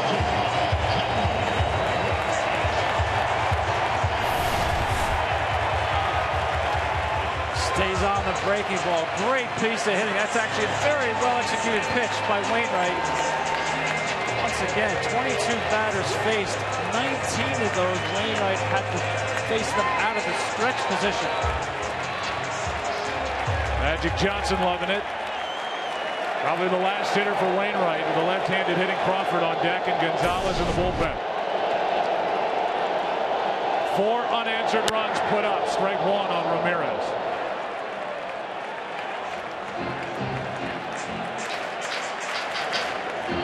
Playing for a contract next year, free agent to be.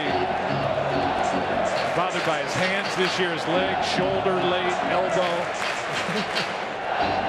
Playing that game, right? Knee bone connected to the hip bone. I mean, he's got all kinds of little injuries. Played 128 games this year. The other thing they've done, they've taken him out a lot for defense, and this is playing right into Don Mattingly's hands and into his roster. That's why Rojas is on the club as a defender. That's on the corner, strike 2. Yeah, you can hear it from the bench.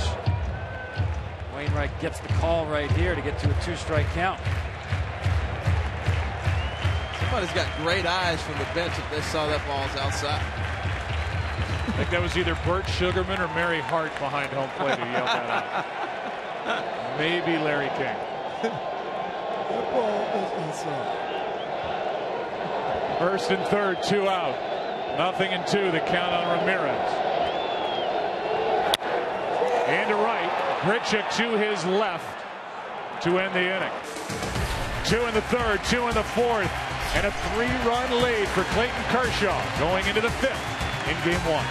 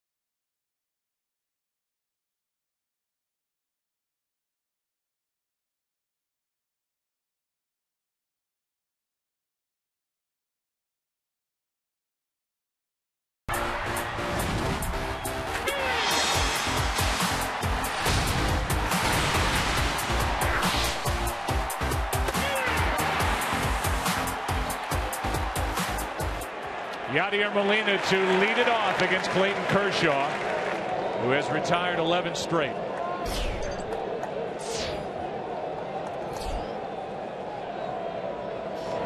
That just floats in for strike 2. Made one mistake. That was a breaking ball that was too hittable for Grichuk in the first, and that's all. A clinic, 1 out. 4 straight strikeouts for Kershaw. Tell you what, you see this pitch right here, the backdoor slider. And this is what changed Clayton Kershaw, being able to throw on both sides of the plate. You know, talking to Don Mattingly about what was the biggest difference between when he broke in and Don, he was coaching on that staff, to now. And it was the ability for them to be able to get him to move the ball in and out. And that slider is the biggest difference. The Dodgers shift. Not believing at all that Adams will drop one down left side, because he could walk to first in a 3-run game when the Cardinals need some sign of life. Lefty on lefty. I mean, it's worth a shot. It's the biggest change in baseball. If you've been watching baseball the last 20 years, this is the biggest change. The guys will not take that hit to keep a rally going. Instead, he's in the hole here, 1 and 2, and the odds of a bunt are gone. I'll go back to game 6 of the NLCS last year. That 3rd inning, the Cardinals drove Kershaw from the game. They saw 48 pitches. What the Dodgers told me is when Kershaw gets hit like that, he's either hurt or the Cardinals know what's coming. Well, he wasn't hurt. And A.J. Ellis has made an effort in this game specifically to make sure they change the signs, and he's setting up later. And he said his best plan, he went to Kershaw and said, best plan is we don't allow a runner to second base. And so far, just get up the home run, no runners on second base.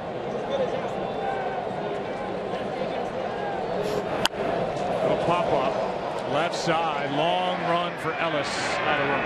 Yeah, but to the point here in a situation where you have everybody on one side of the field, and the guy's throwing a one-hitter against you, and the only hit you have is the home run, you got to look to start a rally. And if they're giving you that whole side, this is my point. Willie Stargell used to be able to bunt. I mean, big guys, that's not an excuse in my book. You can bunt. That was a hit they're giving him. Now you're in the hole. And you're gone. 2 out.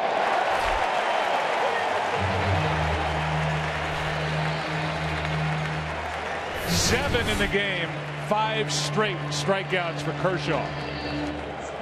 This guy's just dirty, man. He can throw so many things, and we're catching him at his best. You know, he hung a breaking ball in the first inning. That's it. But this is what is great about him. We're getting a chance to see it and witness it. The fastball, the curveball, the slider, in and out, up and down the zone, everything. He's doing it all quadrants. It's phenomenal. 2 out, nobody on. Here's Cosma. Best swing we've seen other than Grichuk tonight against Kershaw by Cardinals. Again, trying to jump on the fastball early in the count. One pitch to Grichuk, his only mistake. This year with 2 strikes on the breaking balls, the slider and the curveball, hitters batted 101 against Clayton Kershaw. You're seeing it today. Crowd chants MVP. Another 1-2-3 inning. It's Gonzalez. It's the bottom of the 5th inning. Rolling in. So are the Dodgers, who are rolling period behind number 22. Up by 3.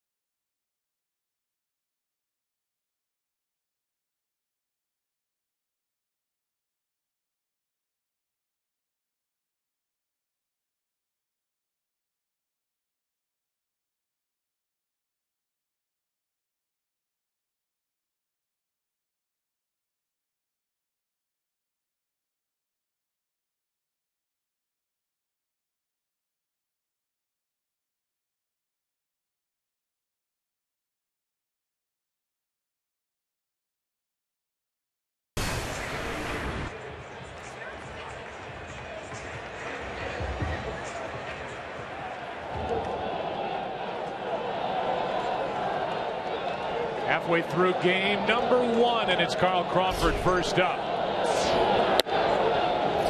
It was Crawford Crawford, who had the 2-out RBI ground rule double back in the 3rd inning that scored Hanley Ramirez, who had just stolen a base. They put the Dodgers on top 2-1. Now it's 4-1. Behind a dominant start from Clayton Kershaw. 1 ball, 1 strike. Tell you what, it's time for people to start waking up and realizing that Carl Crawford's a force. You know, I think people are still pounding him with fastballs. He's hitting home runs, doubles, he's swinging. He shoots one foul right side, not far away from that same spot where he doubled back in the 3rd inning. I mean, he's transformed his game. At Tampa, he would bunt, hit the ball the other way, steal 60 bags. He's become bigger through all the rehab and rehabilitating his knee and shoulder and everything else. He's stronger and he's hitting the ball harder. He had Tommy John surgery that he's come back from. Did not get off to a good start with the Dodgers. Had a miserable time after a big free agent contract signed in Boston. He was part of that big deal coming with Adrian Gonzalez and Josh Beckett here to the Dodgers. And I think the one thing that Carl's been able to understand, he thinks he got catcher's interference right there, is what he's talking to the umpire about. Definitely, there was a sound there as yes, well. There was. I don't know. It's hard to see. Maybe we'll get it. We'll see it from this angle. Tough to tell.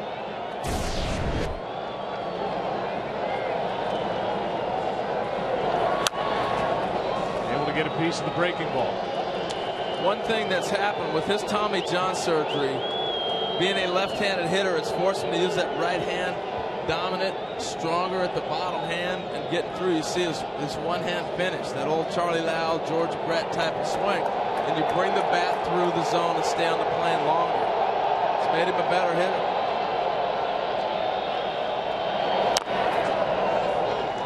When he's hot like he is now, you see the action in the bullpen for St. Louis. When he's hot like this, he invites the pitcher inside.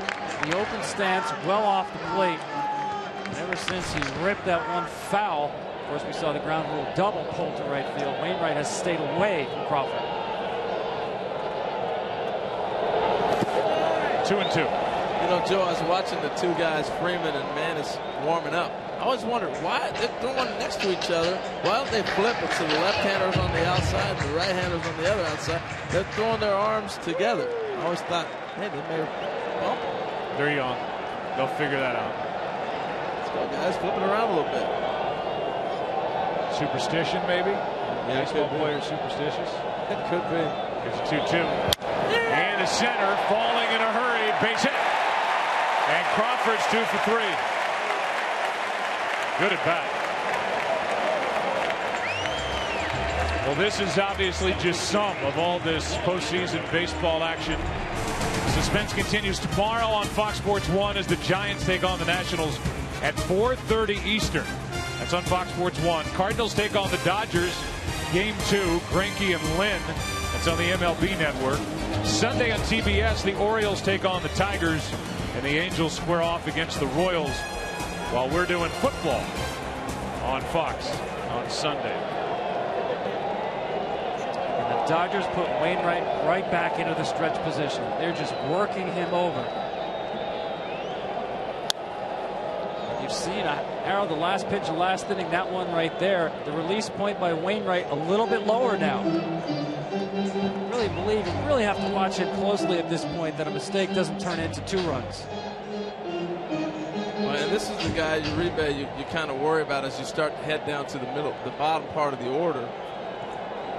Maybe a hit and run, maybe a steal. Not here, obviously, on an 0-1 count.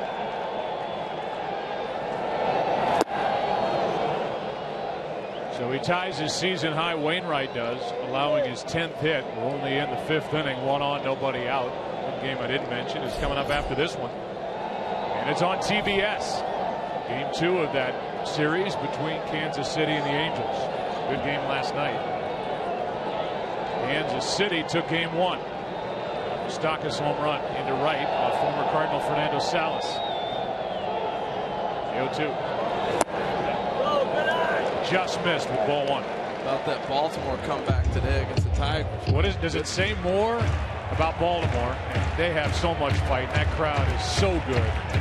Camden Yards. Or does it say more about the Tigers and their inability late in games with that bad back end of the bullpen, just giving it up. What Denny Green said, they are what we thought they were. You know, the Tigers bullpen is what we had seen all year long. I don't know why we all of a sudden thought it might change in the postseason. Throw in defense as well. Tough to navigate October with a poor defense and a poor bullpen. That's been a problem for Detroit for years now. Not addressed enough to this point, it doesn't seem. Despite all those deals and the maneuvering of Dave Dombrowski. That will keep Uribe at the plate. You know, looking at here's a look at their problems with the bullpen. There's Jabba today in the Tigers bullpen in 3 2/3 innings. Nelson Cruz 4 for 8 in that series. He homered early in game 1 last night. I don't think I've ever seen a 108. Triple digits. Huh? Mercy.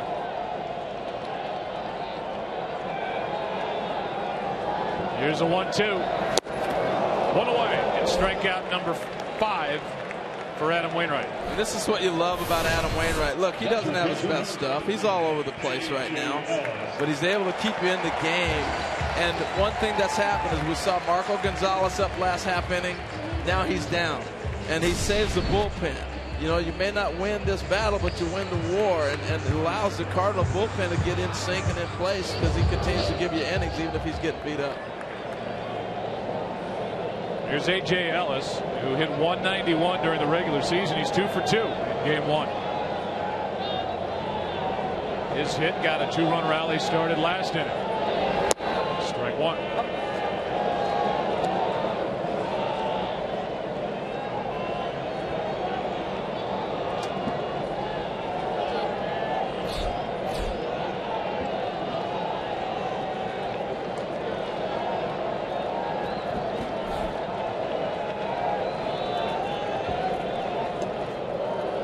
Talk about the importance of a catcher like A.J. Ellis.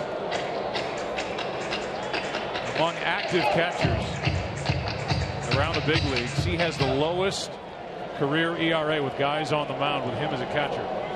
3.31. The Dodgers pitching staff has a lot to do with that.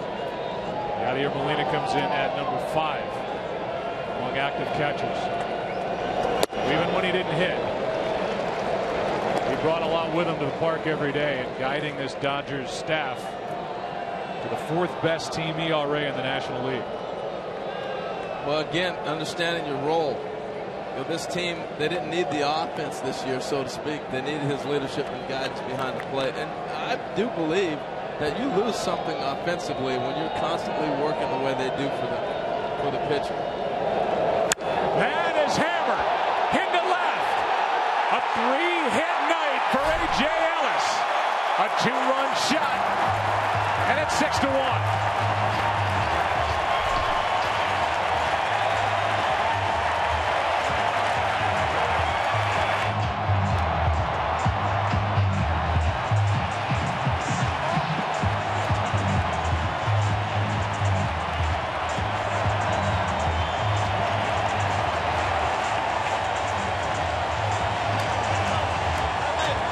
That guy.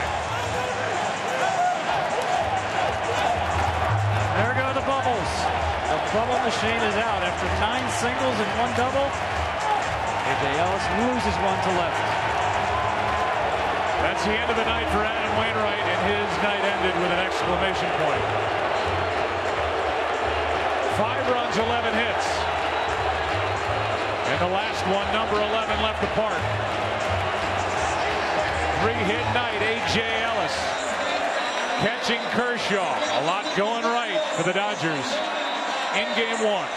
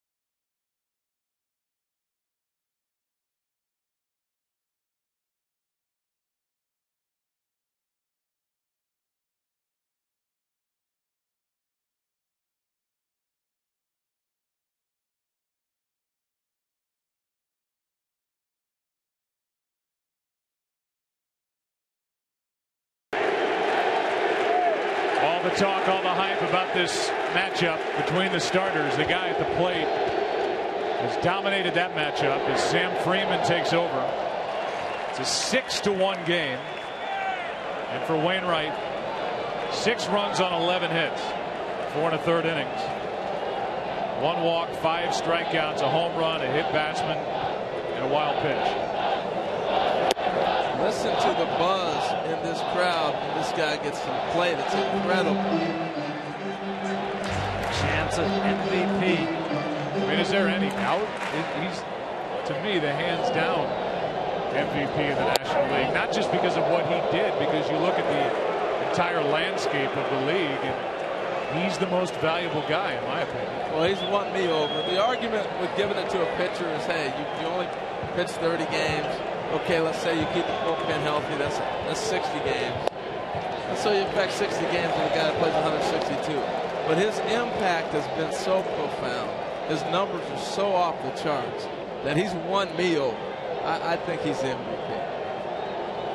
Here's a 3-1 from Freeman. A walk to the pitcher. Lefty on lefty from young Sam Freeman. 1 out in the inning. Back to the home run and the reaction by Wainwright. He knew it as soon as he let it go. And that's one side of it, and then the bubble machine starts cranking on the other side. And they tried to ban it. Now it's all of a sudden got bigger, fancier, everything else. They couldn't get rid of it. Major League Baseball frowned on it at first, and now they had to embrace it.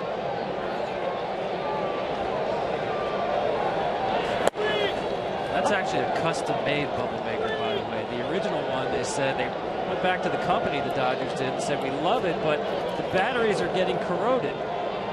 Did a little research and development for the bubble-making company, so they remade the bubble-making machine to have the batteries lifted off a platform, so the batteries will last longer. So they have a custom-made bubble machine, now with the Dodger logo on it. And yes, they do have the backup. Somebody get Lawrence Welch people on the phone. We need bubbles. We need a lot of bubbles. How about that? Custom made. Swinging strike on Gordon, 1 and 2. Somewhere some little league team is going, well, how do we get that? Yeah. And then there is the old school that watches this and goes, that is little league. I like it myself. It's crazy. 1 on, 1 out. That misses outside. Aaron Andrews, do you guys have that on ABC at Dancing with the Stars, or is that just a baseball thing? Well, I wish I could have done your favorite little mic tilt there. Yeah. I just feel bad I have nothing to offer over here. I'm That's watching okay. the cards. Everybody's Got a been great just. seat. I do, actually. It's not by Magic Johnson, though. We do not have bubble machines, by the way. You do not. No. You We and have Tom spray Bergeron tans. can get on the spray tans and sequins. Here's Aaron. How about that scene? Dun, dun, dun, dun, dun. Is that the tilt? That's the tilt. Bergeron tilt. By the way, I said, Tom Verducci, if I gave that bubble machine report, I would have been crucified in the newspaper. You're welcome. Anytime, Aaron. 1 on, 1 out. 2-2 pitch is in the dirt. Kershaw's not going anywhere. Ball 3. Well, we were having that discussion with Aaron about dancing and everything else. Did you see the missile D. Gordon sent over the Dodger dugout? Yeah. Talk about dancing out of the way. I don't know how that didn't hit anybody. That was incredible. I think it may have sneaked right under the roof of the dugout and went into the dugout. Man. 3-2. Back-to-back walks from Freeman. The Cardinals did not activate Kevin Segrist, a lefty that was so vital to the Cardinals last year in the postseason all year long. They went with a younger Sam Freeman. He's walked Kershaw and now walked Gordon. And that's going to be it for Sam Freeman. Here comes Seth Maness. The bubbles are floating. The Dodgers are rolling, celebrating a 6-1 lead here in the 5th.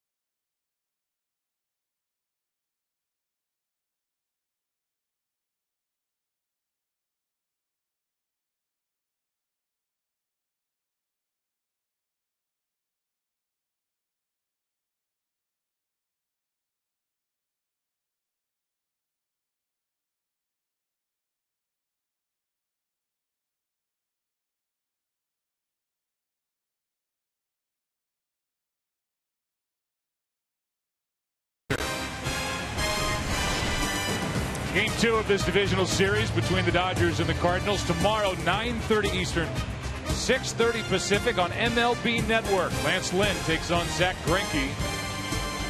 This 1-2 combination at the top of the rotation for the Dodgers is as good as there is. Don Bertucci will be doing that game with Harold Reynolds, and the great Bob Costas will be taking my seat. Well, we figured we'd go to St. Louis and get another guy out of there. Yeah. Bob's got the St. Louis roots. Just keep taking them. So that's on MLB Network tomorrow night. Game 2 of this series. 2 on here with 1 out. And a strike from Seth Maness, who is a strike throwing machine and has really found the ability to induce the ground ball. A lot of double plays since coming up from AAA last year. Ground ball machine. You saw it right there with the downward action on that sinker. Also a very good changeup. There's a ground ball. Can they turn 2 out? And no double play. Not hard hit and no double play. And look how far D. Gordon went out to take him out on that double play. There's just a few messages that are being sent in this game. Watch him go after Peralta. It's legal. But the slide forces to throw up the line. But I think we're moving to that critical juncture as we set the stage for the rest of the series. It's a 6-1 game.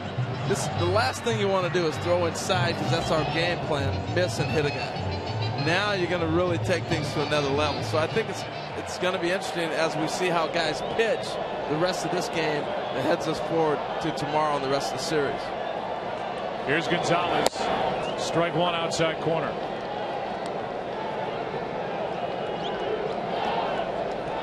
Adrian tonight looking for his first hit. He struck out, grounded out, walked. It's already 6-1 for Kershaw. Gonzalez trying to add to it. In the hole, 0-2. Yeah, for me, it's not so much it was the pitch to Hanley Ramirez as it was the reaction of Adrian Gonzalez that changed this ball game and perhaps the series. Lots to be played, obviously. Adrian Gonzalez walking out there and saying, we are not taking this anymore. We will not be kicked around.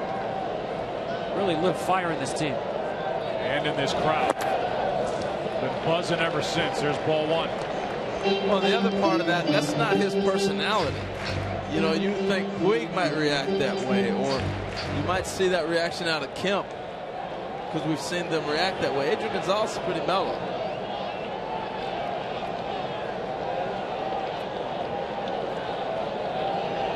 Here is a 1-2 runner goes. That's strike 3 and the inning is over.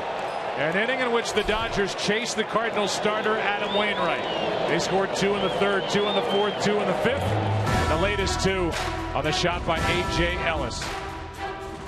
A.J. catching Clayton Kershaw, who has given up 1 run on 1 hit. Into the 6th inning we go.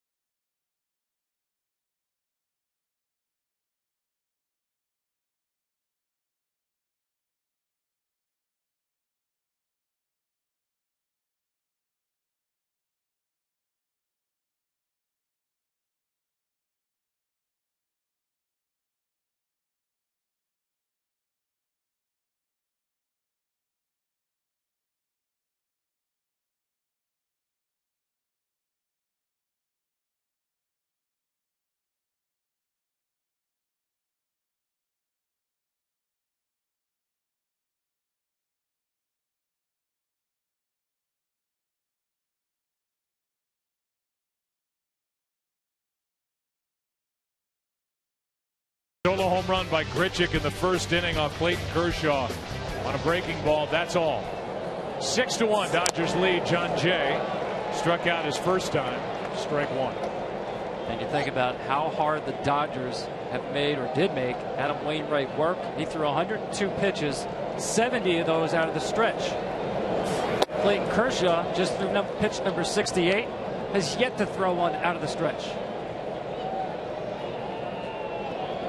We'll get to know more about Clayton Kershaw after Jay does something to start this 6th inning. A 5-run game. That's a strike, and it's 1-2.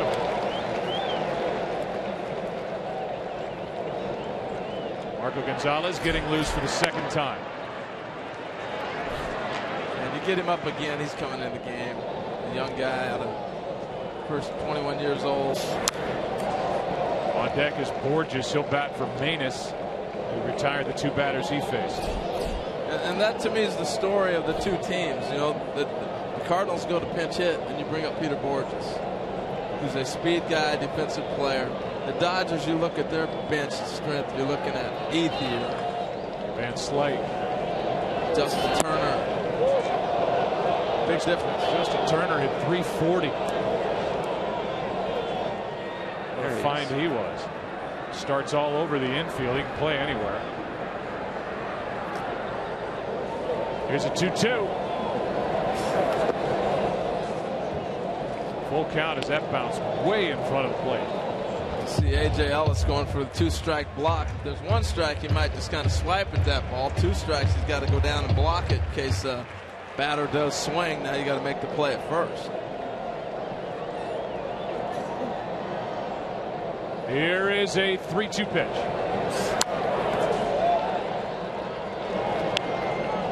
We learn more about Clayton Kershaw. Realize he's a guy that grew up in Dallas. Played high school football with Matthew Stafford, the quarterback for the Detroit Lions. He was Stafford's center. He was the center on the football team. Here's a 3-2 pitch. And he grew up idolizing the San Francisco Giant, Will Clark. Will the Thrill. He actually ended his career with the Cardinals, Clark. Beach ball gets loose in the outfield, so we wait for another 3-2 to Jay. Well, we are in Southern California. It works here.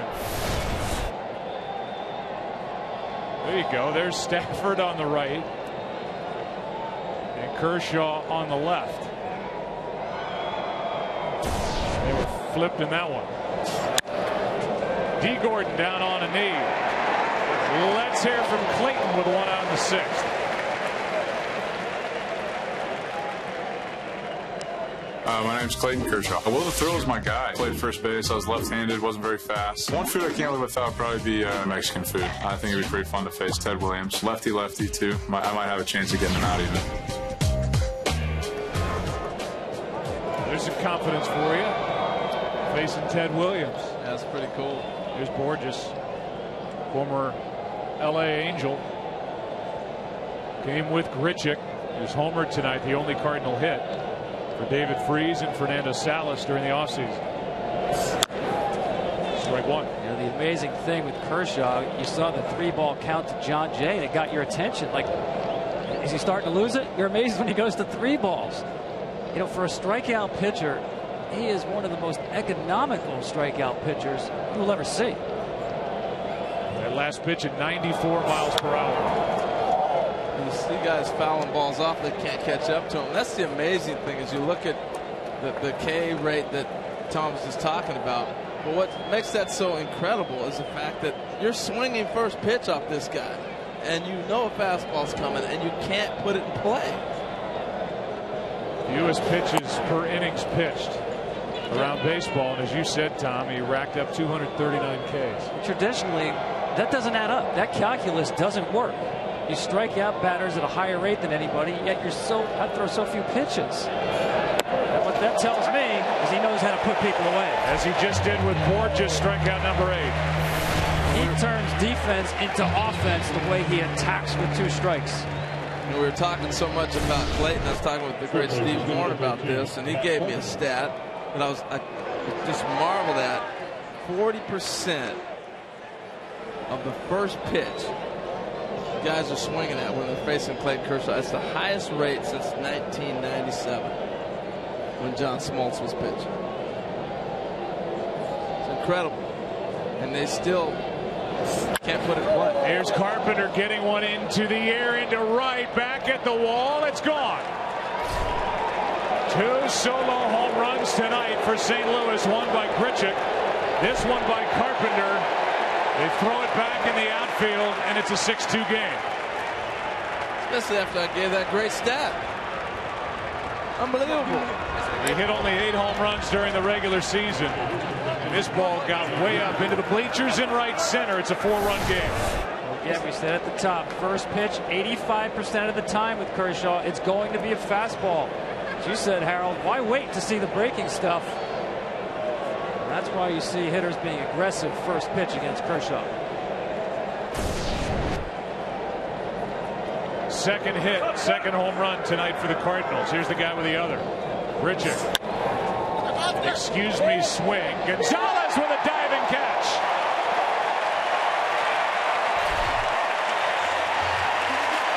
Adrian doesn't have a hit tonight, but he makes a diving catch in front of the Cardinals dugout to send this game 1, into the bottom of the 6th inning. The Dodgers up 6-2.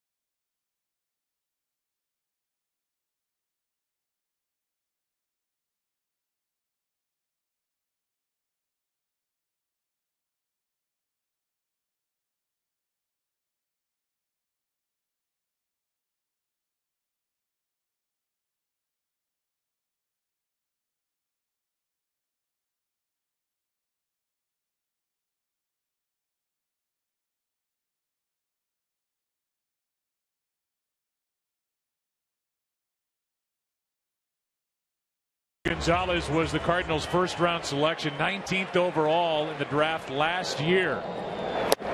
He's got a good fastball. He's got a great changeup.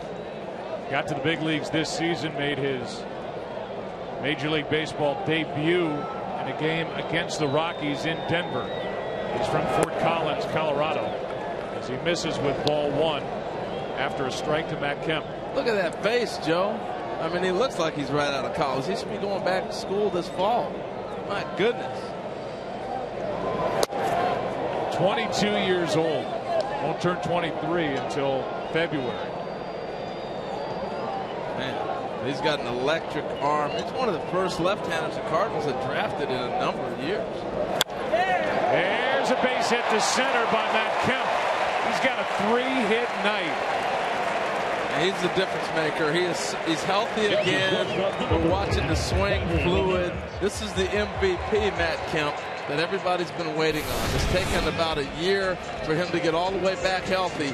When you go through shoulder surgery, ankle injuries, you name it. But that's a classic stroke, and it's a beautiful thing to see if you're a Dodger fan. Take that back. If you're a fan of baseball, Matt Kemp's one of the faces of the game, and it's good to see him back healthy. Here's Hanley Ramirez, 1 for 3.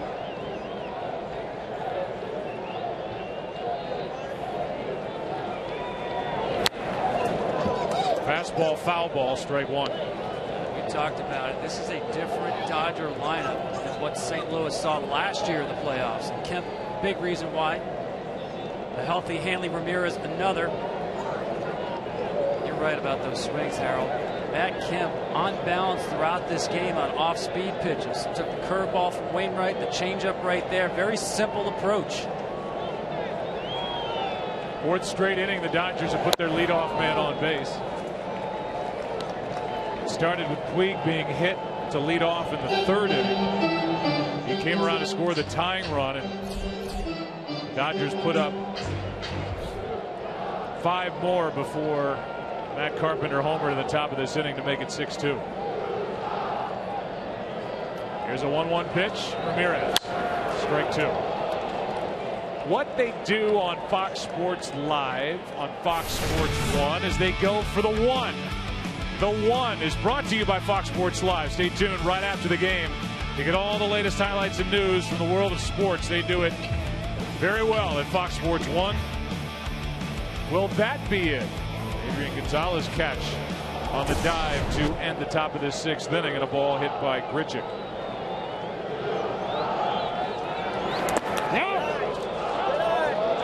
When you said Adrian Gonzalez, Joe, I thought you were going to go to his negotiating skills with Yadier Molina. That could be the one. It trumps the catch on the foul ball in my estimation. Tell you what, this is respect for Yadi right here. It's a ball in the dirt. Watch him block it. Anytime the ball's in the dirt as a base runner, you're anticipating going. Matt Kemp was getting ready to take off. He read it well, and then he realized and remembered who's behind the plate. That changes things. 2-2 on Ramirez. Now full count.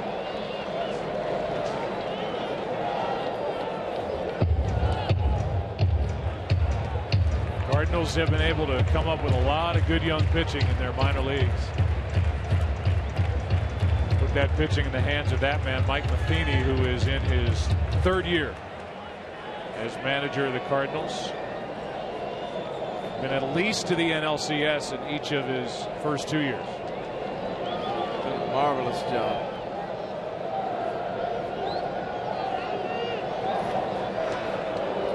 Check on Kemp.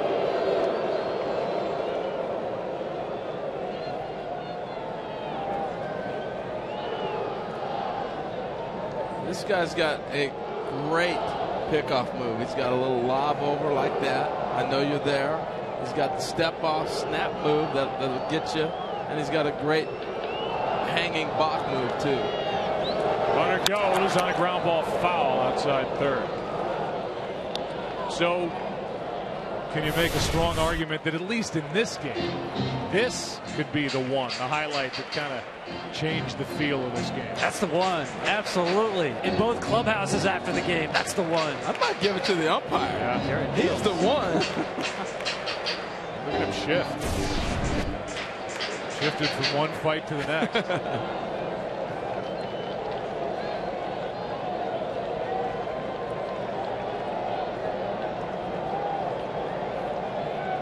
Kemp was going on the previous 3-2 pitch. Stays put on a pop-up into right.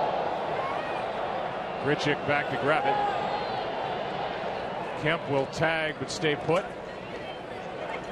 1 on, 1 out. The one might be the slide by J.J. Hardy. This was the winning run on a pinch hit, 3-run double hit by Delman Young in that win earlier today. The Baltimore Orioles coming back to beat the Tigers in their bullpen.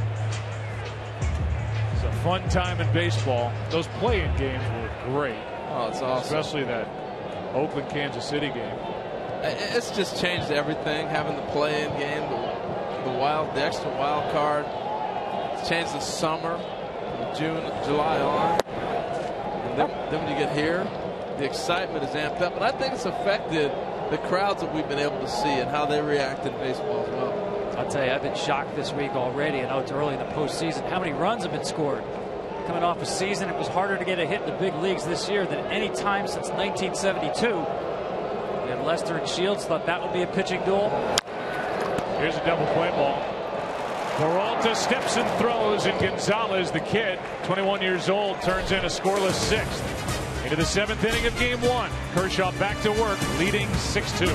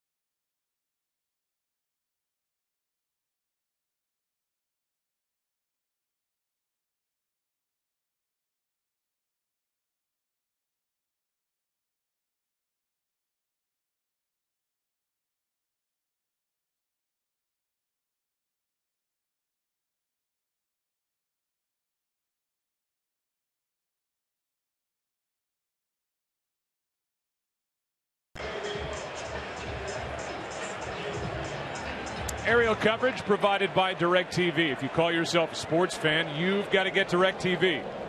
Call 1-800-DirecTV. Here's Matt Holliday. Holliday had a real good second half, especially power-wise for the Cardinals.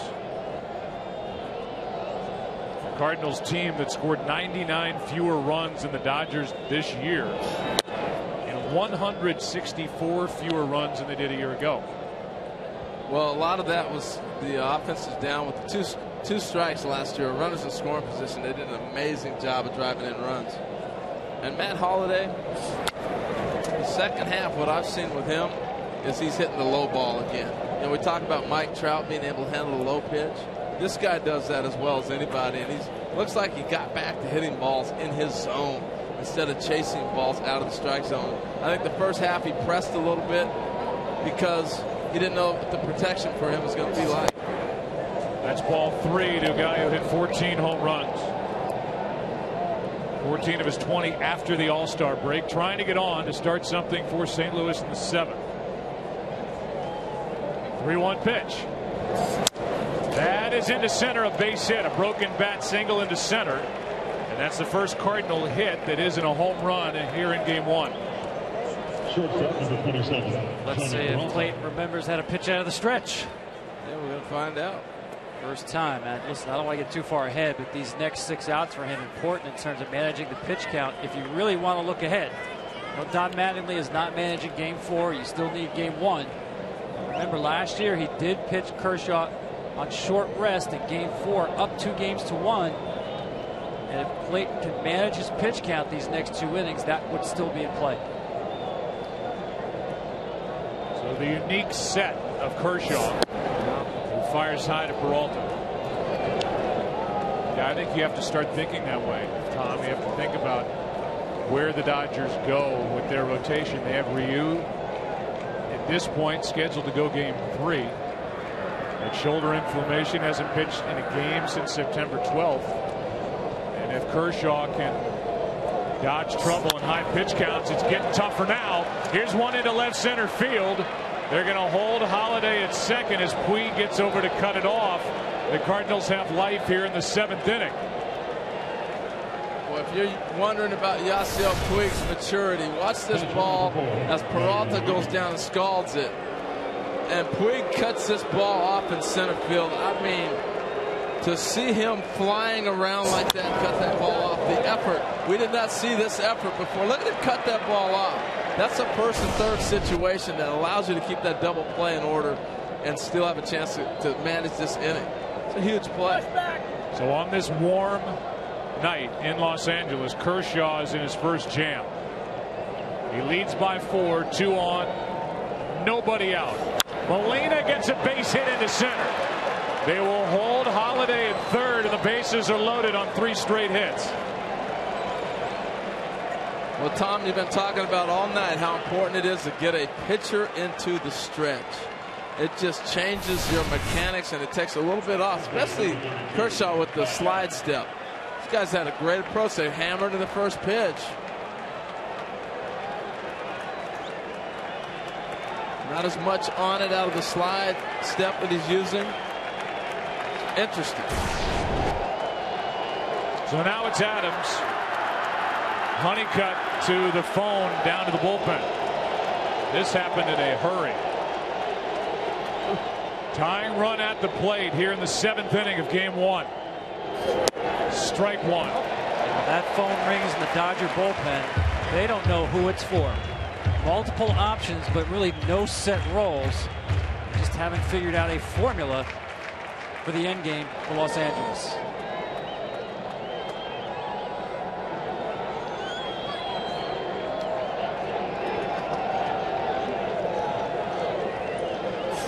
Strike 2 as Adams chased it. You know, a lot of guys get in a jam and you see the panic. I'm watching a pitcher go, give me the ball, let's go. And that's back-to-back pitches he threw, and he basically walked to the catcher and said, give me the ball. Lefty J.P. Howell getting loose. Adams 0 for 2 tonight. Again, hit 190 off left-handers this season.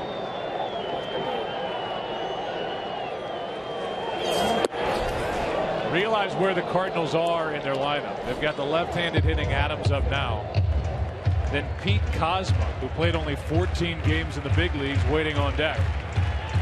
With a chance here in the 7th inning to draw closer or even tie it with 1 swing.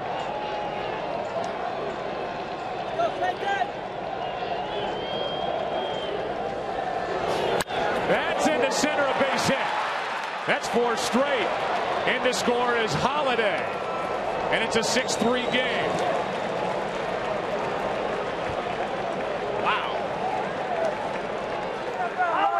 That was quick.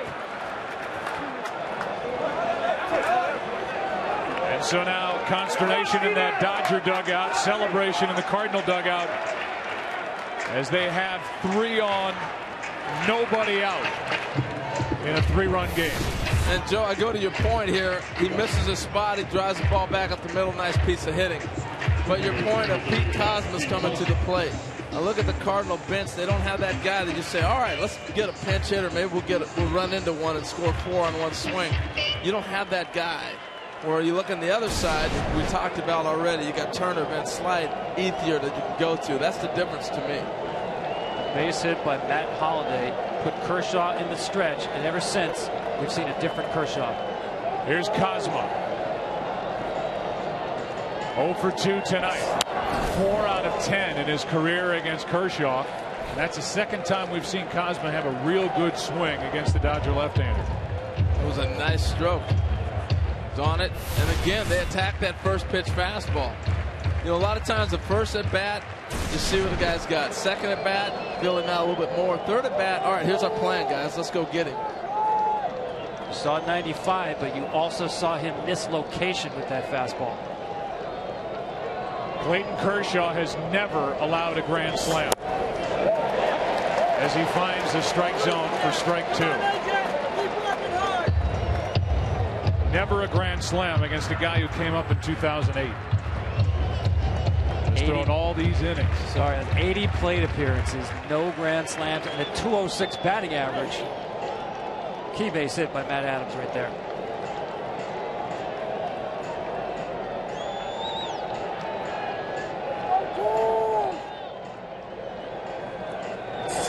One out. Strikeout number 9. Didn't miss location with that 95. Right on the black. Watch Ellis just stick this. And that's one of those. It looks like a ball. Should I lay off it? Oh, I can't. Maybe I'll foul it off. No chance. That's just paint. Put the ball on the corner right at the glove. Nothing you can do with it. Now bases loaded, 1 out for John Jay. 0 for 2 tonight. But hit .375 against left-handed pitching during the season. Strike 1. You know, they're getting great swings, but this is when you have that little herky-jerky motion and you've still got 95. That's why they're missing it. You saw Cosma first swing, and now you see Jay with the first swing fouling it back. Oscar Taveras is in the on-deck circle, the rookie.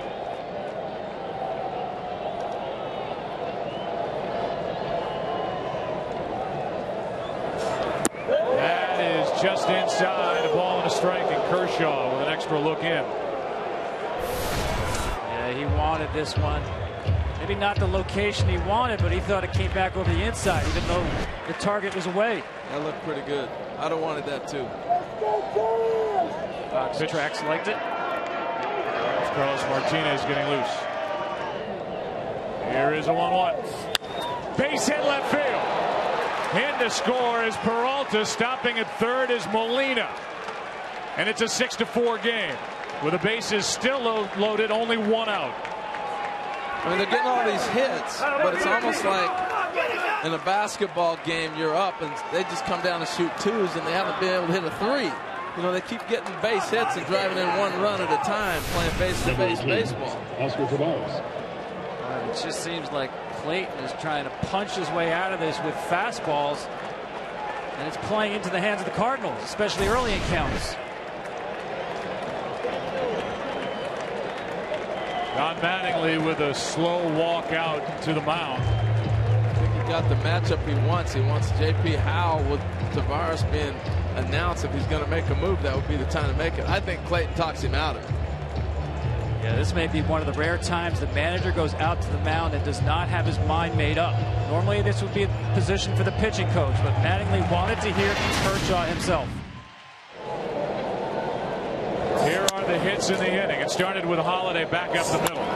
Peralta in the left. Then it was Yadier Molina back up the middle. Adams with a base hit. John Jay goes the other way. Great piece of hitting by Jay. Everybody else, they didn't miss pitches that they should have hit. You know, they did a nice job of hitting, but those are balls they should hit. John Jay's pitch up and away, nice piece of staying with it and driving it to left field. The 22-year-old Oscar Taveras, who has been this highly touted prospect in the Cardinal organization, takes a strike. He has not shown the power the Cardinals expected when they called him up. 3 home runs and 234 at bats. He's got a long swing. When he connects, the ball will travel. Tying run at second.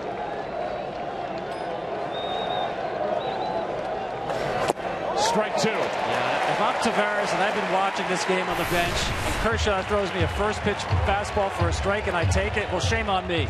Now I'm chasing breaking stuff out of the zone. Yeah, but the backside of that too, it's a fastball on the black away. He wasn't going to do anything with it, so I understand that point. Baez and Howell. Lefty on deck and Carpenter. Kershaw in a battle now in the 7th. 2 out.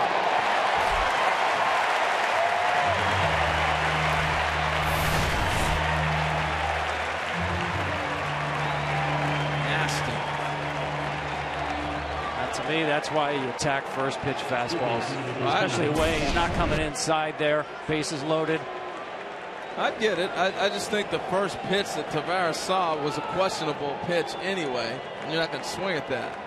And he was able to get it. Here's Matt Carpenter. Last time up. Jumped on it. If he does that here, the Cardinals will have their second lead of the night. Tying run is a well-placed base hit away. Bases loaded, 2 out. And he went up there ready to swing, and at 95 miles per hour, fouled it away. Oh, you gotta love it. I'm sitting here thinking he's going to throw a wrinkle up there right after he jumped on first pitch fastball, hit it out last time. Clayton Kershaw challenged fastball right out of the box.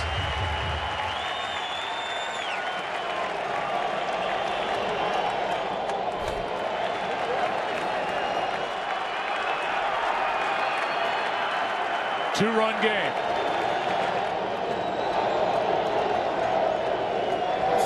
Strike 2.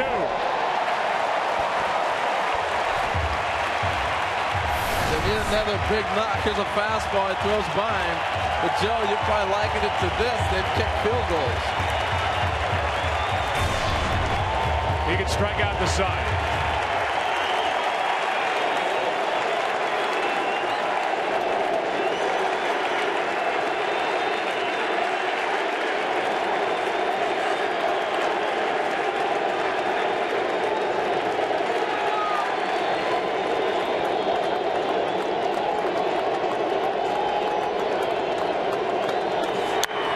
Good swing.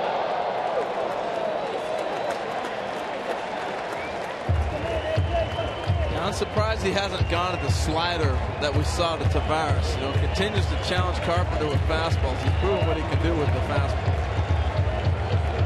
And even the big breaking ball, we really haven't seen many in this inning altogether.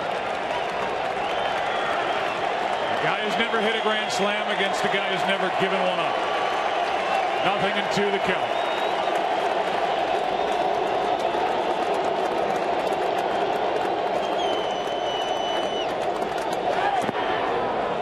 Well blocked by Ellis. There's that slider. Just something else to give the hitter something else to think about. That fastball picks up a little bit more by giving him a thought that, hey, he might throw something. I'd come back with another slider right here. Good job by Ellis. Great job.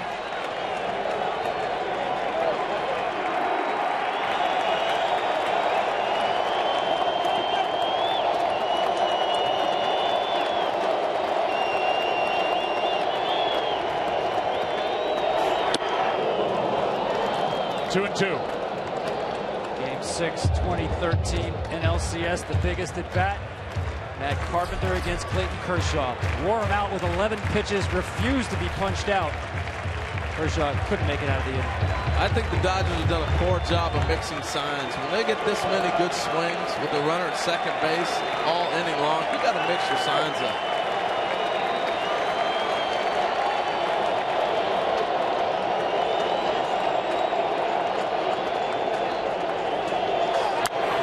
Another good swing.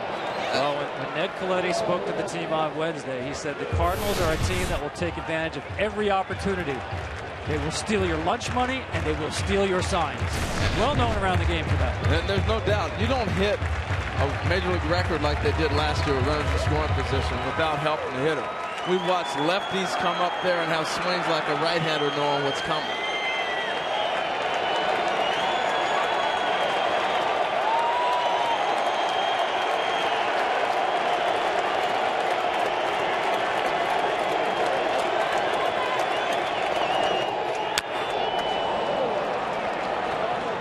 Still 2-2. Great to have a conversation and mix it up. Matt Carpenter, I wonder if he's thinking about that at bat last year. It was the second time he'd faced Kershaw in the game. The first time he punched out on 3 or 4 pitches. He went up the second time saying, no matter what, I am not striking out. Certainly seems like his approach right here. There's a lot of room on this infield where the infield is pushed way back.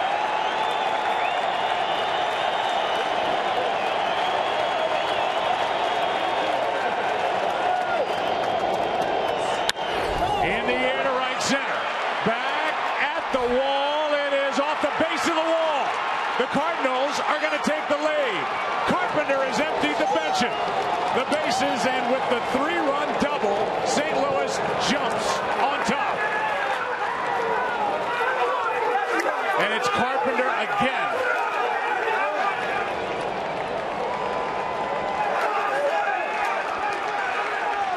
What a comeback.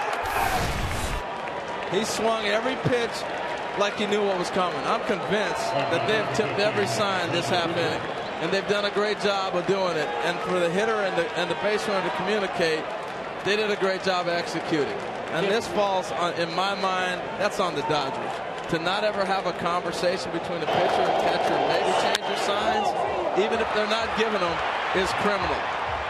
Give Carpenter a ton of credit for refusing to be put away against the best strikeout pitcher in the league. It looked to me that entire inning that Kershaw wanted to bully his way out of trouble with the fastball, and Matt Carpenter got him. In an 8-pitch at bat. And with that, after all the dominance, Kershaw leaves down by 1.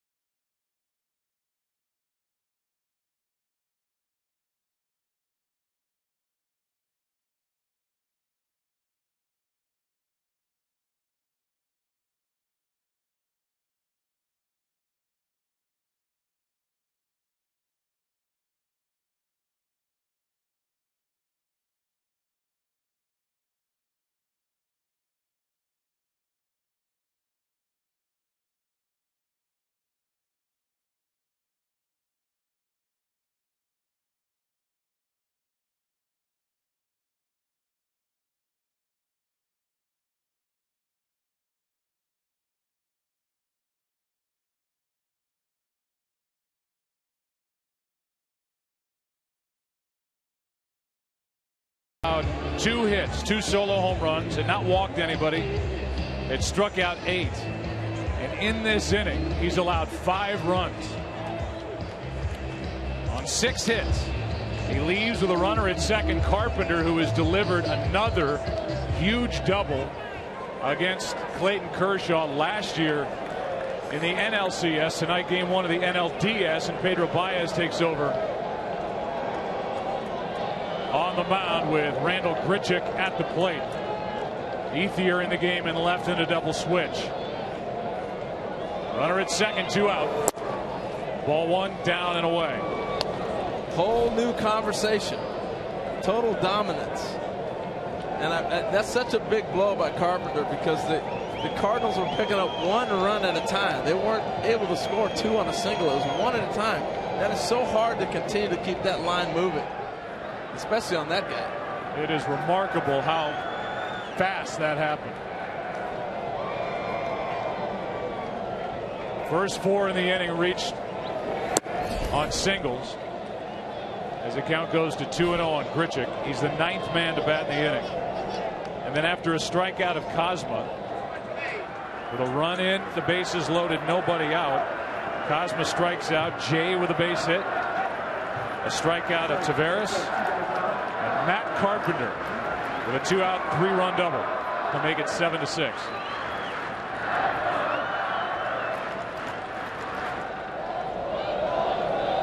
Baez brings home a 2-0. Strike 1. Shocking how it turned. 6-1 lead. Clayton Kershaw on the mound. A career record of 40-2 when the Dodgers score 6 runs.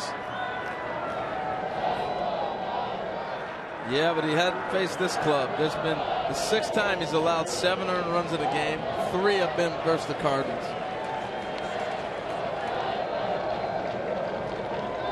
Here is a 2-1 pitch to Grichuk.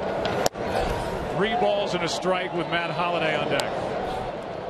Kershaw with a career postseason record of 1-3. And this game is not what anybody expected. Wainwright not effective. He ends up going 4 1/3, and Kershaw blows a 5-run lead late. And it happened so quick. I think that's why everybody is so shocked. But I still go back to the fact that you can't not have multiple signs, mix your signs up, whatever you're doing at second base when they're pounding your pitcher like that.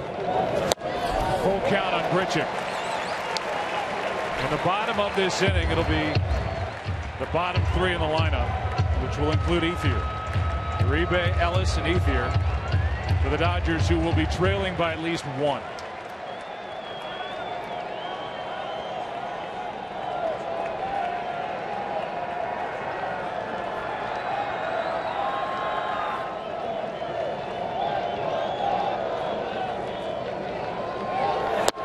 That is just down for ball 4. How about Matt Carpenter against Clayton Kershaw? An 11-pitch at bat that ended with a double into the right field corner at the beginning of a 9-run onslaught.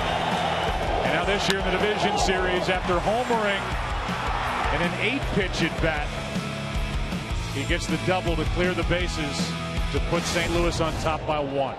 Just a great piece of hitting. And you know what? In the concentration, he locks in on the moment. It's a tremendous piece of work by Matt Carpenter. Now it's Holliday, 2 on with 2 out. Matt Carpenter is the stone in the shoe of Clayton Kershaw. What an annoyance. Refused to go away. Here's a high fly ball to left. Back at the wall. It is gone. A 3-run home run for Matt Holliday. And just like that, it's 10-6 St. Louis in the 7th.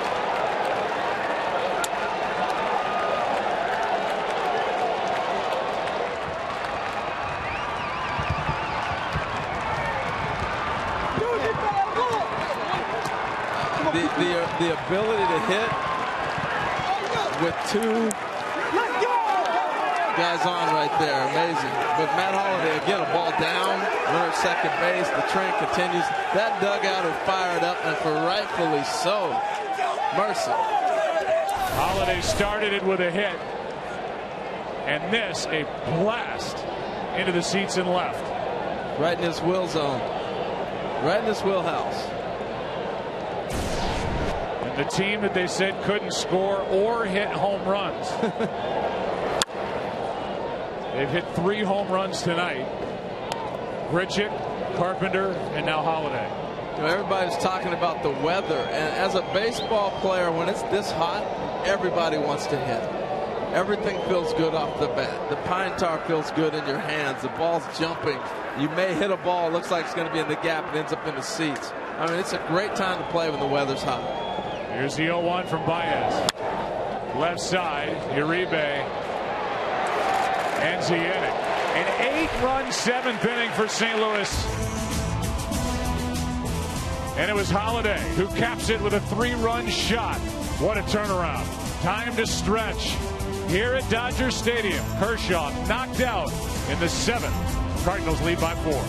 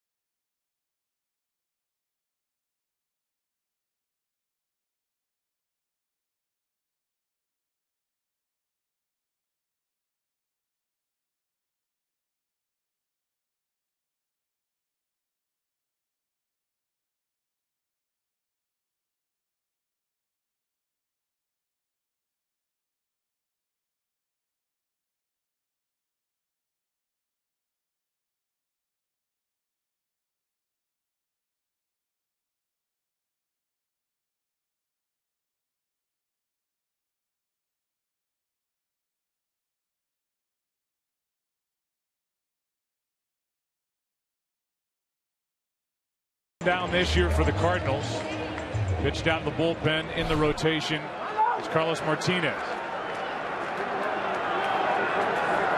An 8-run top of the 7th inning, and now Uribe sends Davey Lopes, the first base coach, to the ground on a foul ball right side. It'll be Uribe, Ellis, and Ethier.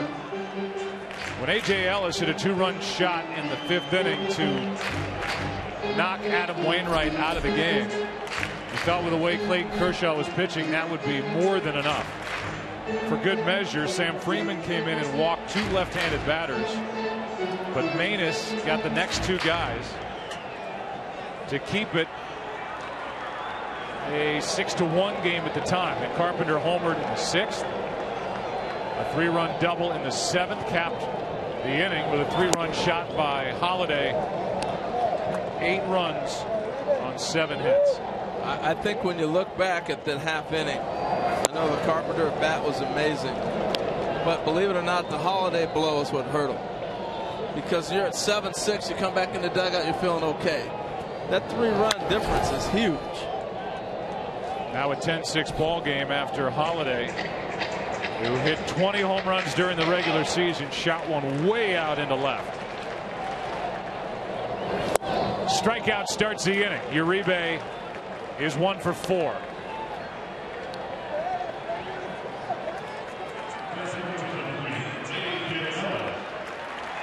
This is this season. 3 or more runs of support. In 18 starts, Greinke 16-0.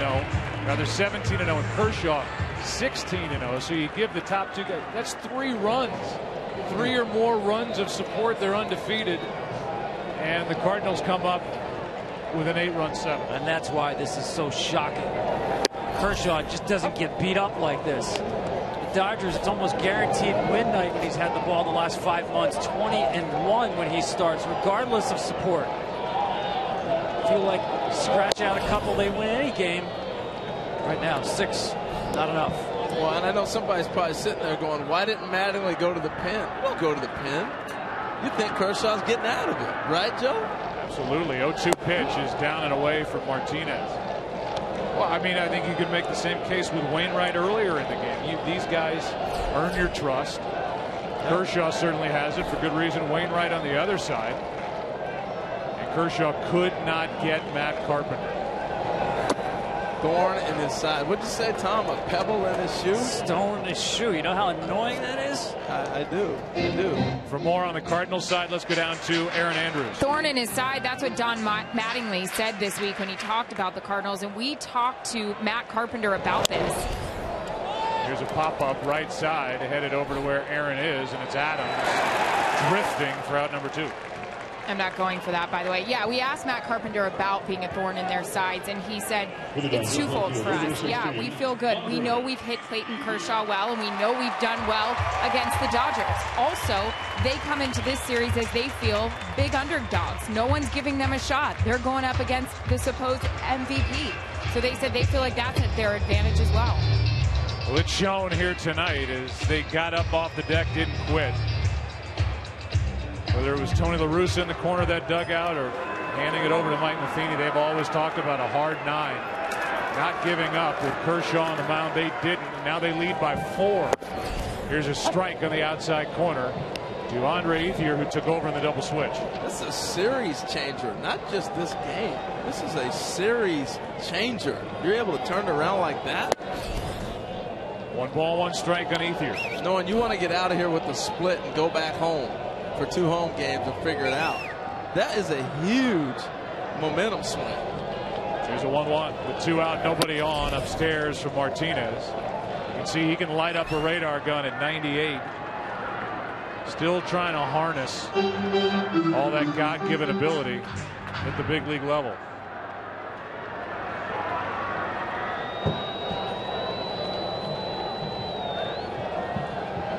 Here is a 2-1. Right side, Martinez with an uneventful first inning of work. Sends this game 1 into the 8th inning. With St. Louis on top of the Dodgers 10-6.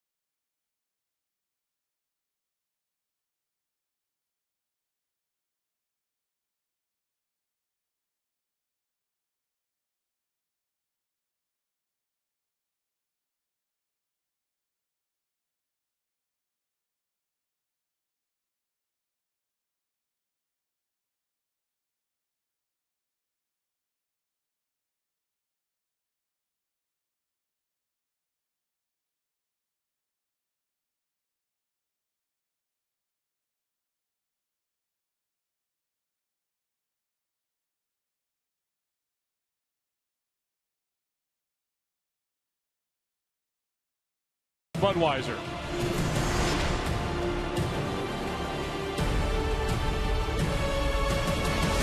If you left your television and then came back, you may be shocked to see the score at 10-6. A game that seemed to be in the complete control of Clayton Kershaw until an uprising in the 7th. Hits by Holiday, Peralta, Molina, Adams, John Jay. A 3-run double by Carpenter. A 3-run home run by Holiday. And Baez back to start the 8th. Molina flips it foul right side. 1 ball, 1 strike. Well, the next time somebody tells you they've got this game figured out, enjoy a good laugh. We talked about this. Runs are down lowest level since 1976. That's even before the Harold Reynolds era. And you look at the scoreboard, and the game started by probably the 2 best pitchers in the National League, and it looks like the NFL has come back to Los Angeles. To the right side of D. Gordon. Over to get it. 1 away. And we're going to have a pitching change with Matt Adams coming up. We saw J.P. Howell up earlier, the left-hander. The left-handed hitting Adams. He got a big RBI base hit in that 8-run 7th. Now it's Scott Elbert taking over here in the 8th inning of a 4-run game.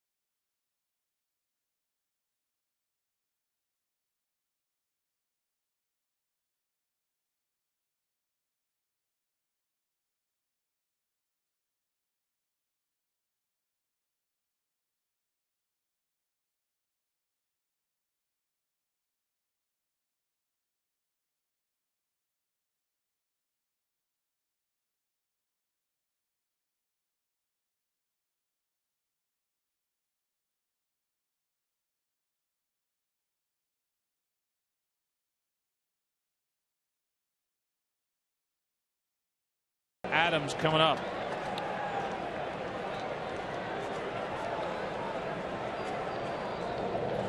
I think Matt Adams' base hit could get lost in that avalanche of hits.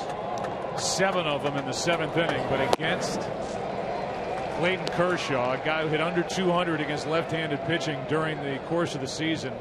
That was a big RBI base hit and set the Cardinals up for bigger and better things to come. Well, it really did. And I tell you, you got to pay attention if you're the Dodgers or anybody, because tipping signs from second base is so big. And I know people are probably thinking, hold it, you're paranoid about this. No, it happens. 5 for 7 with 8 RBIs tonight with a runner at second base of the Cardinals off of Kershaw. 5 for 7, 8 RBIs with a runner at second base. I'm just saying they're great at being able to relay. It's nice to know what's coming. Could I be wrong? Maybe. But I doubt it. A strikeout for out number 2. And with that, we'll take it down to Ken Rosenthal. Ken. Joe, when I look at this series now, the whole question for me is how the Dodgers respond both tonight and going forward. There's no doubt that there is a ton of talent on this team, but there are people who have questioned their chemistry, their mental toughness, whatever you want to call it.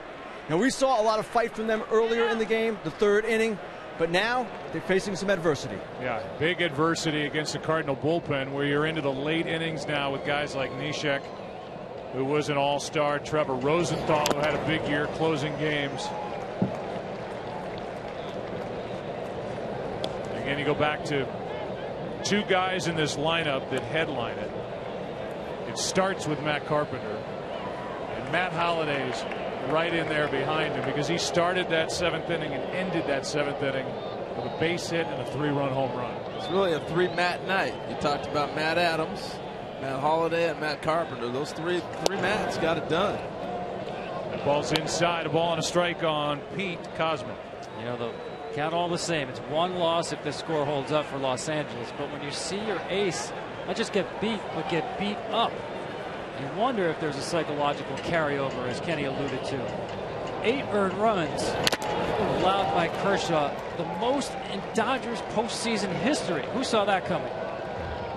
Now with the way the first 6 innings unfolded, nobody. Look at this stat. First pitcher in postseason history to give up 7 or more earned runs in consecutive starts. We go back to Game 6 of last year's NLCS. He gave up 7 in a 9-0 loss. He gives up 8 here tonight. Same team. He's got to be sickened by it. But I think the adjustment that you make is you go back and you figure out, were they giving signs? Were they not? Was I missing my spots? Did I not use my breaking ball in that half inning? Those are the things that go back, because if you look at the game in St. Louis and the game here tonight, it's really one inning that exploded on it. So you got to go back and figure out what went wrong in that inning. Hard to believe they were careless with their signs when A.J. Ellis told me that was a point of emphasis coming into the game. He even mentioned that the base coaches of the Cardinals are renowned for being able to steal locations and signal to hitters.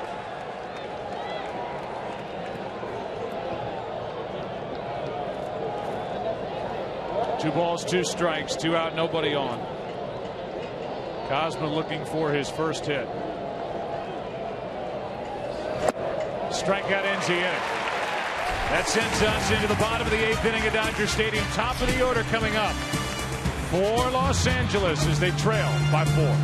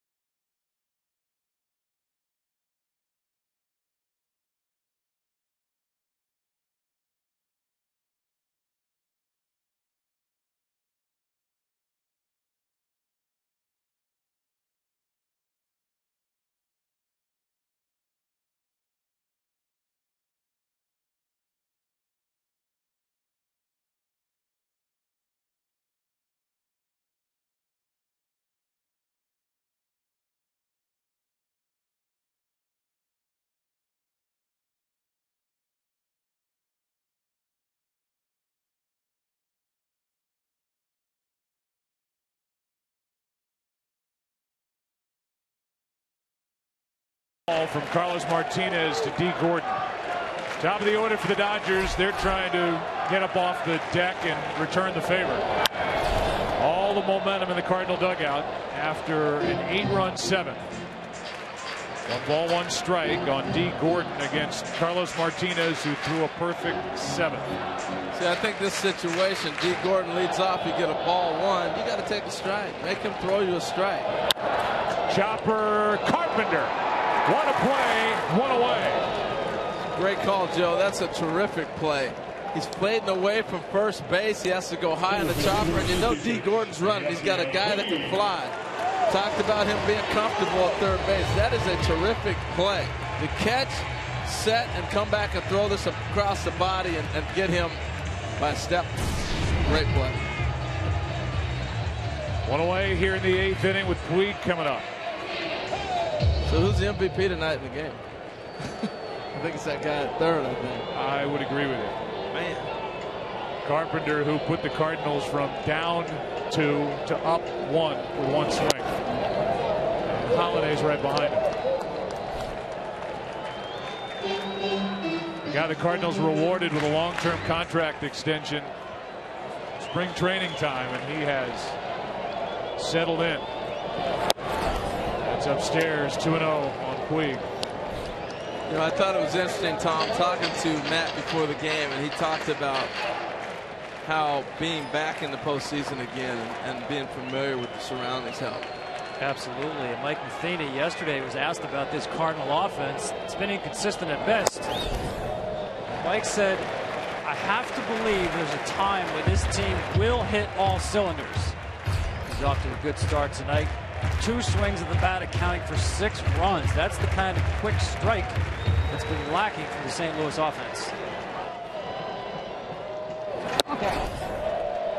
Puig takes a walk as he flips the bat. 1 on, 1 out.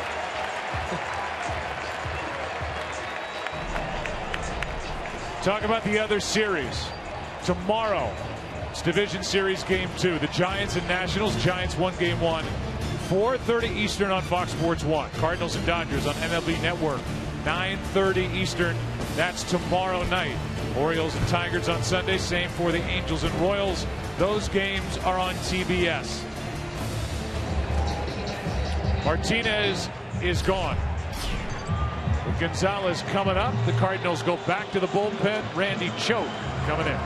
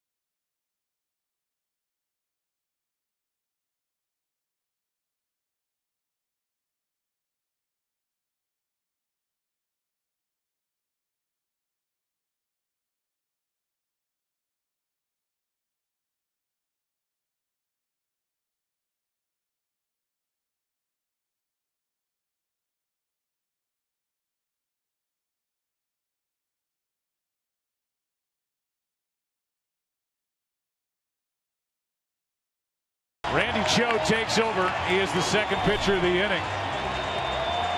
Sixth pitcher of the night for St. Louis. Started with Wainwright, Freeman, Manus, Gonzalez, Martinez, now Choate. 1 on, 1 out. Adrian Gonzalez digging in. 2 for 8 in his career against Randy Choate. 10-6 game, bottom of the 8th.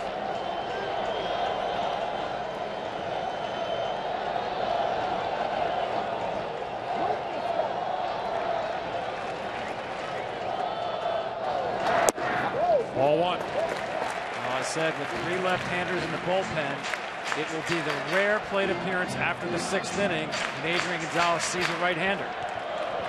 Randy Choate, as effective as you can be with an 85-mile-an-hour sinker and a frisbee slider. The Dodgers team 4 for 35 against him. There's a strike. Neshek is ready to go. After Gonzalez, you get into Kemp and Ramirez, 2 right-handers. Joe, I'll tell you what, you look back at Adam Wainwright, and him standing the game, getting beat up, taking the blows, has allowed their bullpen to be able to match up. He took that extra inning where he thought maybe he should have been out an inning earlier. Gonzalez hits one into right. Back at the wall. It is gone. It's a 2-run game.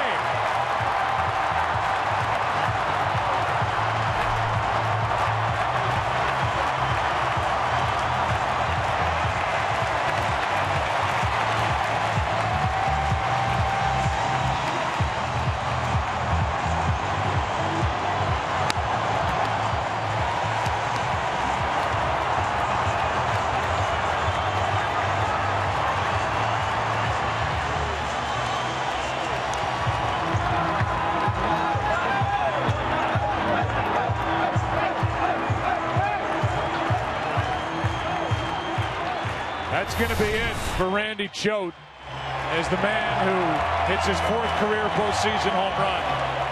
He led the Dodgers in home runs, led the big leagues in RBIs, just made it a 2-run game. One of the best off-speed hitters in all of baseball. Why? Keeps his bat in the zone, stays on balance.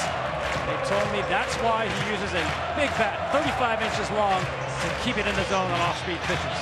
Neshek will be coming in with Kemp and Ramirez coming up.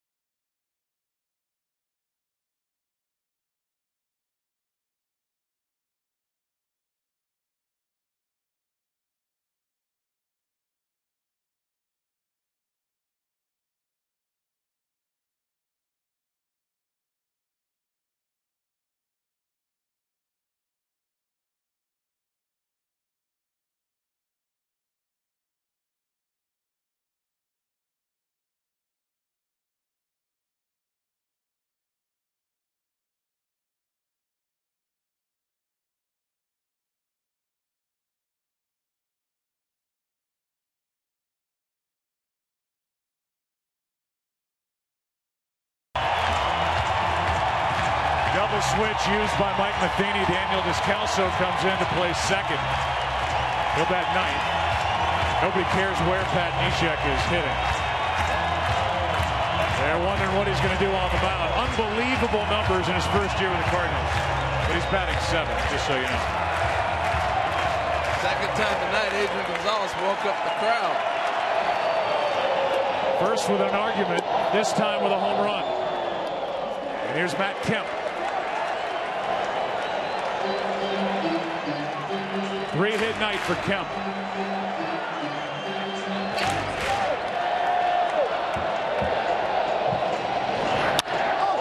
Had him played perfectly. Descalso up the middle makes the play. 2 out. We came in talking pitching, and I'm not really great with math. Joe, that's Tom. That's Harold. Let's see, 18 runs, 22 hits. The heck happened in this game? I'll tell you what, man, it's unbelievable. We expected the pitching to be great, and really, the offense took up. I think the warm weather helped. I really do. I mean, when it's warm, offensive players want to hit. And you think they're all stealing signs left? Well, he always thinks that, though. He's Oliver Stone right here. Hey, I'm convinced behind everything. This isn't Oliver Stone type of thing. But 5 for 7 with 8 RBIs with the runner at second base doesn't hurt. He may be here. We're in LA. 2 out, nobody on. And Hanley Ramirez, strike 1 on Neshek. Dodgers have made it a 2-run game on a walk to Puig by Carlos Martinez, and then Adrian Gonzalez popped a 2-run shot. This has been fun. You know, at first we started talking about the pitching, but man, the offense really just brings everybody alive. The crowd has been crazy. That's into left center field. Ramirez is on for the second time tonight.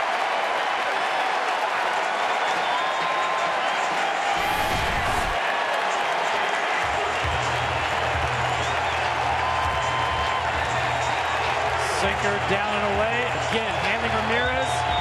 It's his happy zone. The ball away from him. Drives it into the gap. Now probably the Dodgers' best clutch hitter this year, Justin Turner, gets a chance. Batting for the pitcher, Elbert.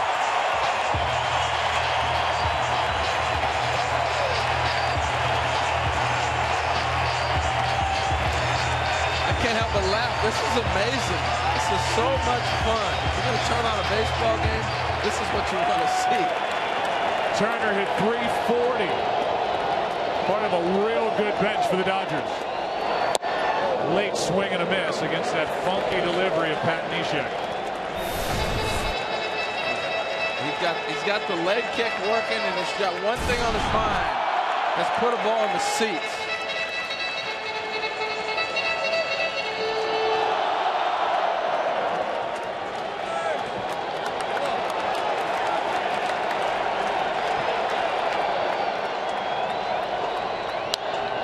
In the hole 0-2.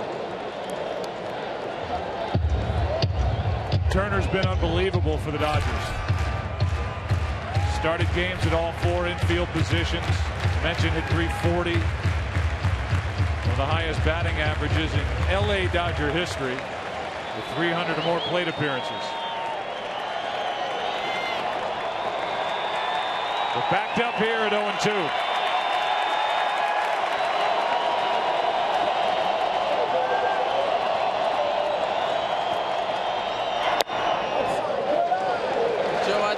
Question to Donnie when we were talking to him before the game, talking to manager Don Mattingly about using Justin Turner. Is it tempting to use him more? And his answer of why he uses him the way he was, I thought was profound. That he likes the fact he can match up lefty-righty. He feels like he's got a great advantage off the bench. Plus, he plays everywhere. He's set up at 1-2. Neshek. Ground ball left side. Carpenter gets the out at second, and that sends this game into the 9th inning. It's a 2-run affair. 10-8. St. Louis on top. Into the 9th. Game 1.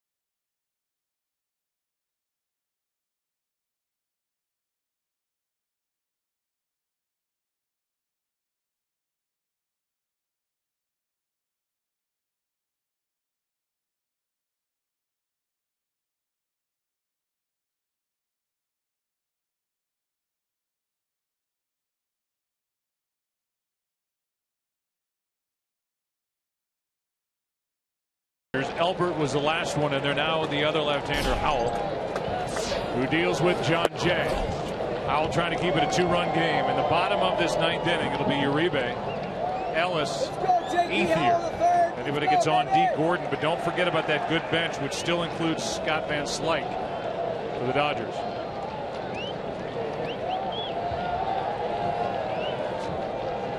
Here is a 1-0. That's into left field, a base hit. John Jay, who was a part of that 8-run 7th inning, is on for the 2nd straight time. After the game, don't miss Fox Sports Live. Bengals quarterback Andy Dalton sits down with Donovan McNabb for a one-on-one interview. Fox Sports Live coming up after the game right here on Fox Sports 1 and streaming live on Fox Sports Go. Tell you what, Joe, the left-handed hitters have done such a great job of facing the lefties tonight.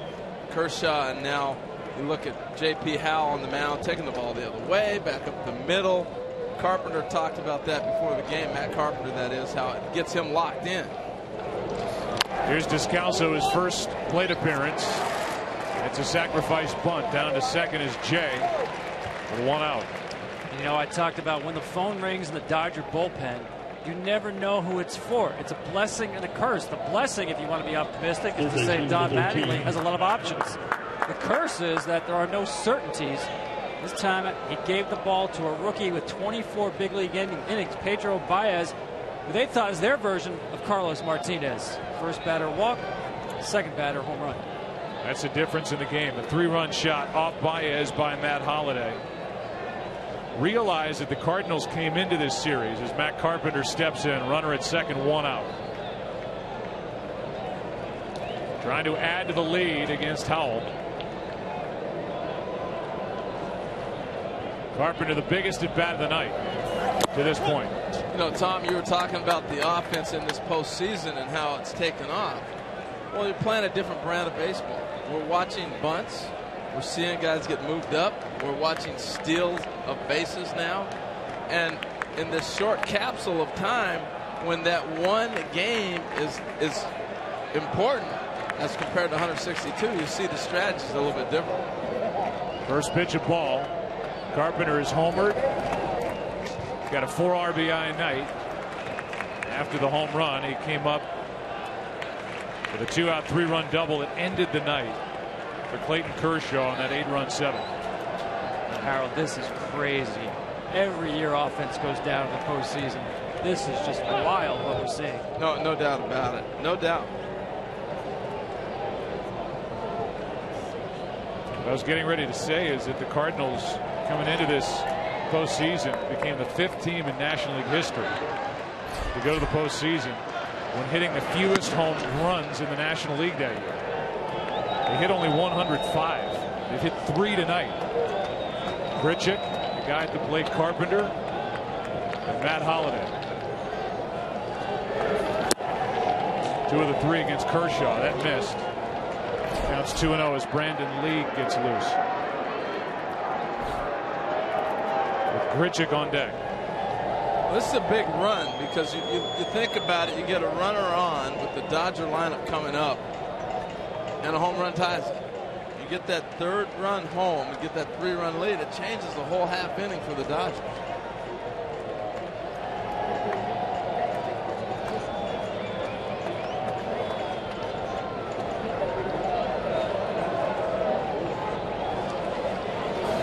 There's a strike on the outside corner.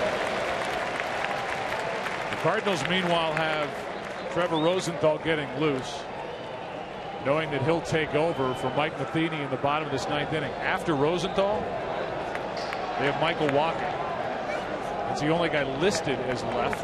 They had to go beyond that. You could get to Lackey or somebody in that category, Shelby Miller.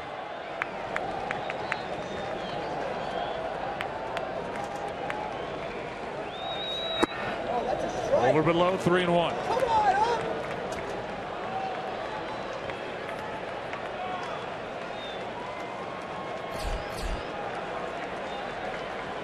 Matt Carpenter is so hot, so locked in. I don't care if it's a lefty or righty. You're almost better about putting him on and trying to get a double play. Rookie Grichuk on deck.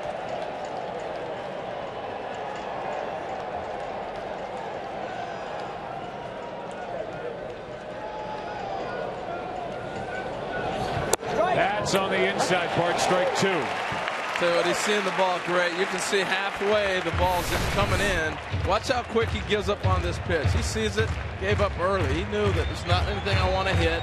I'm locked in, it's breaking. And he gave up on it quick. That's when you know a guy has seen the ball real well. And if you're Howell, if you throw the curveball 3-1, do you double up on 3-2?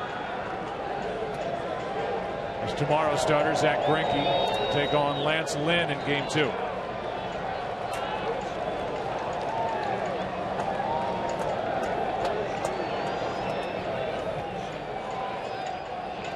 Three-2. Foul. The answer was yes.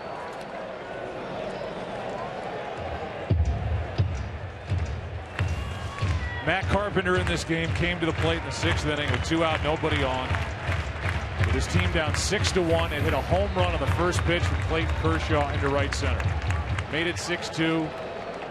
He didn't think much of it until he stepped to the plate with a chance to give the Cardinals the lead in the 7th inning with 2 out and the bases loaded, and he did. A 3-run double into right center field. Blistered that ball too.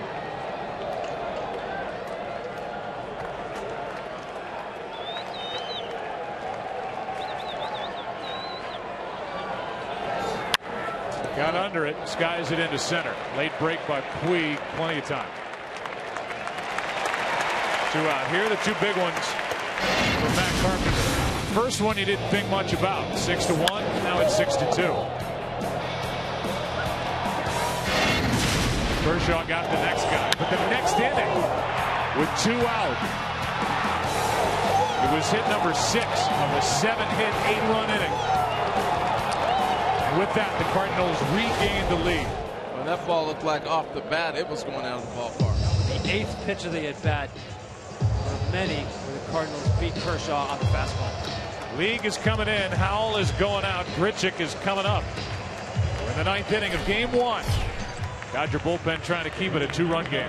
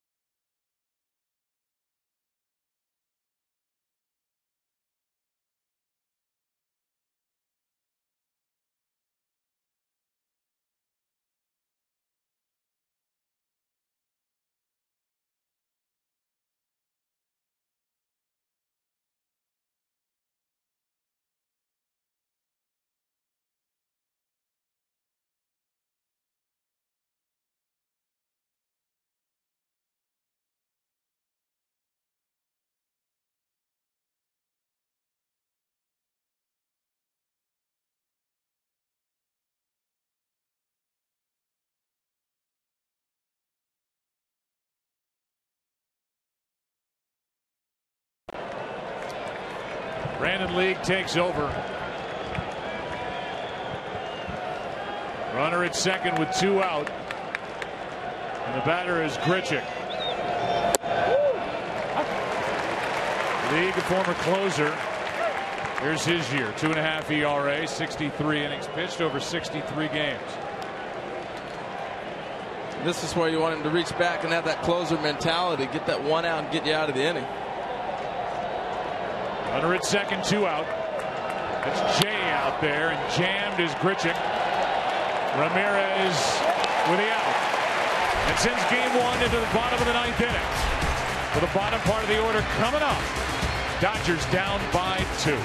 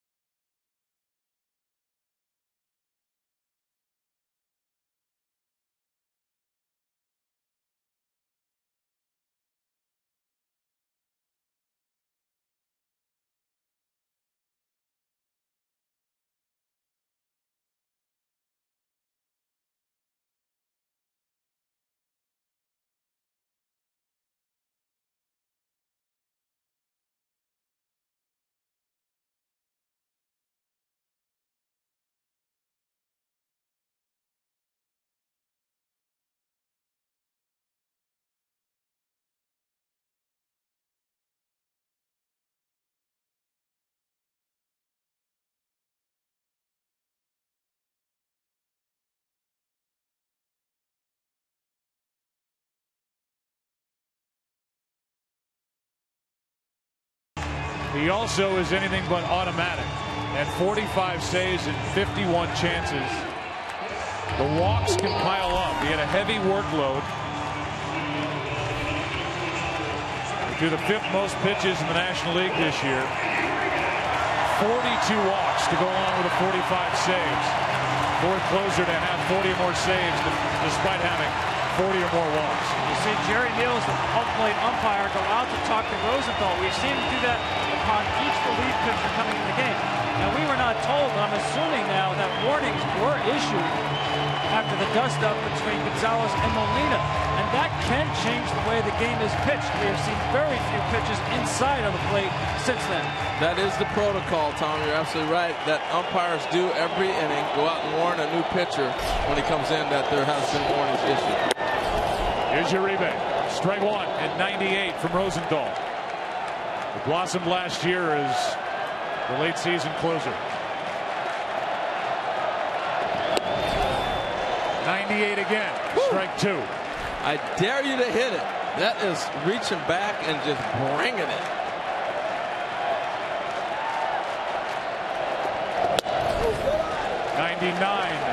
For ball one. That ball gets on you so fast. It gets to the dirt and just explodes. That's the only way I can explain it. It's almost like it goes into warp speed. 2-2. You have no chance if it's above the hands.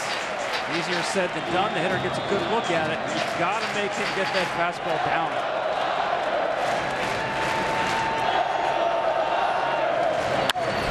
Defensive swing. Still 2-2. And generally, a guy, when you get a hard thrower like this, a ball down, they're usually not throwing 98 when it's down. That ball's still a little bit up, but if he gets it on the knees, you really don't see it. But if it's up and in, you're not going to catch up to that.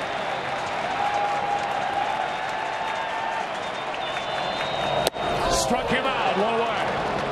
See you later. There's that ball that's up. And to a hitter, when a ball's at your eye level like that, you just think you can catch up to it. And now all of a sudden it explodes on you. It goes to that next warp speed level, and you can't catch up to it. Well, he's feeling it. He shook the chains to go back to that fastball. Feeling strong right now. Now A.J. Ellis.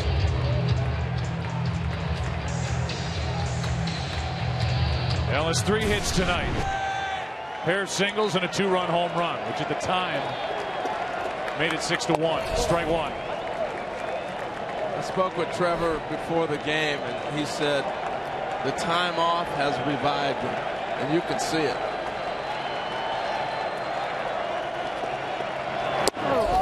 Cardinals had to battle as Rosenthal hits triple digits to win the Central Division, and in so doing really worked over Rosenthal and Neshek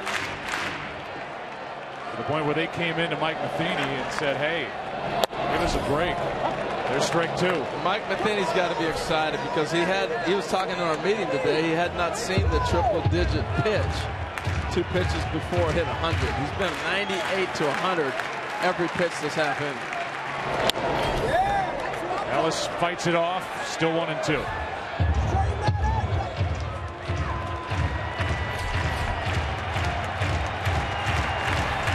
Cardinals' advantage is in the bullpen, with Rosenthal nailing it down. He's matched up against a good closer, and Jansen with the Dodgers in this series. Right side, base hit. A 4-hit night for A.J. Ellis.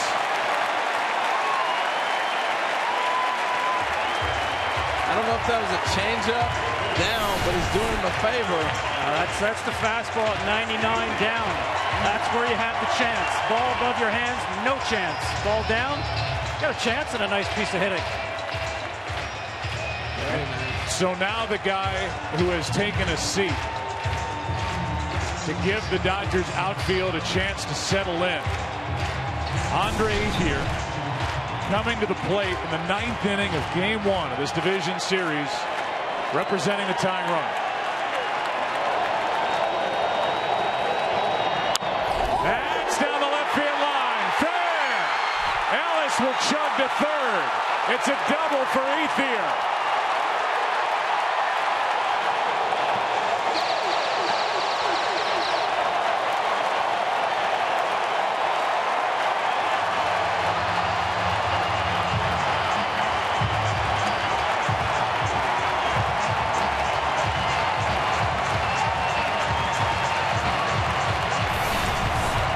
Again, look at this pitch. Ball down. That's what you want to do with anybody that throws that hard. You couldn't have placed it better if you threw the ball. And the kick and the carom, and for Ethier to end up at second base. Great piece of hitting. He's a tying run with 1 out. And D. Gordon, who can fly, about to dig in. Tweed on deck.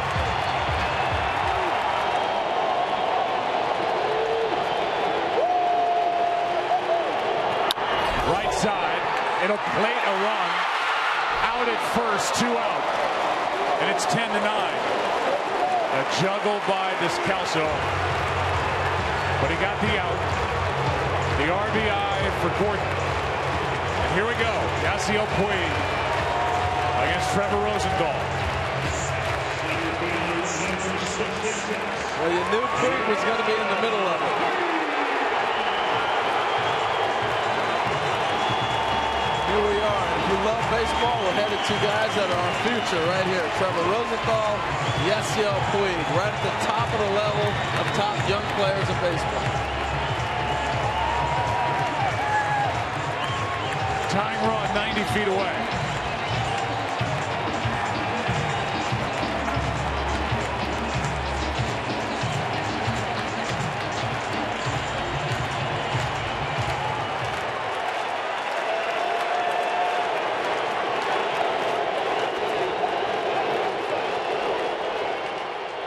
Strike one. Power against power. That's what we're going to see right here.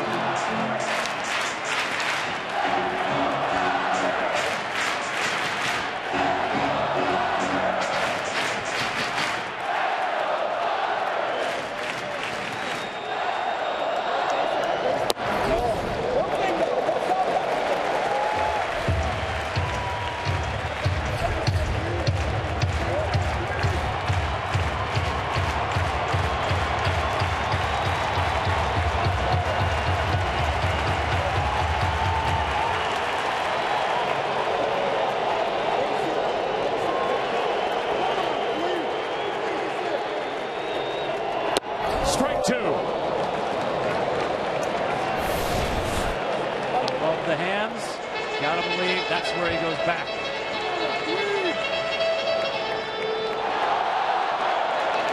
Kind of hard to relax when the guy's throwing 100.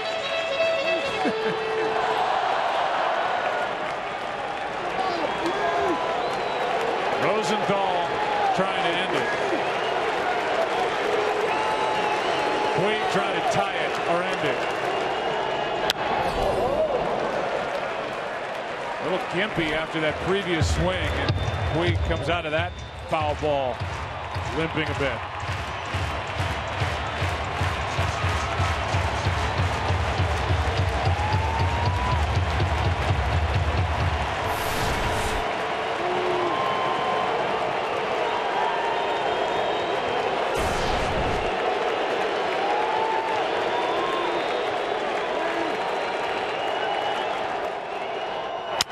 Fought it off.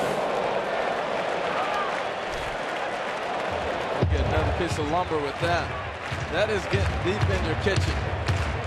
You saw Yachty get the high target there. Just can't believe that Rosenthal would go to the secondary pitch, the changeup. See Yachty almost standing up right there. Might as well stay there.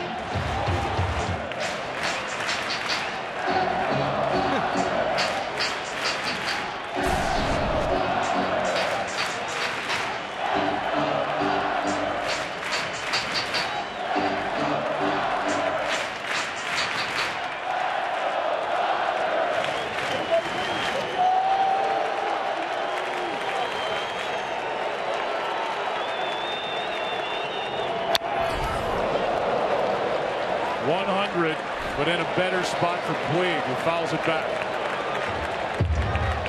I still marvel at the fact these guys can hit a ball 100 miles an hour with 2 strikes. Crazy.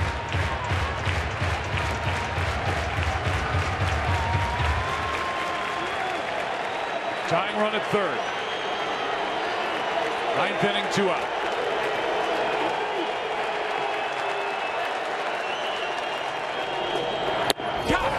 The game is over.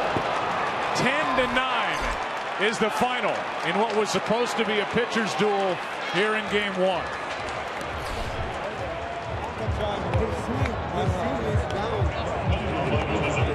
The save for Rosenthal. The winner is Marco Gonzalez, the rookie left-hander.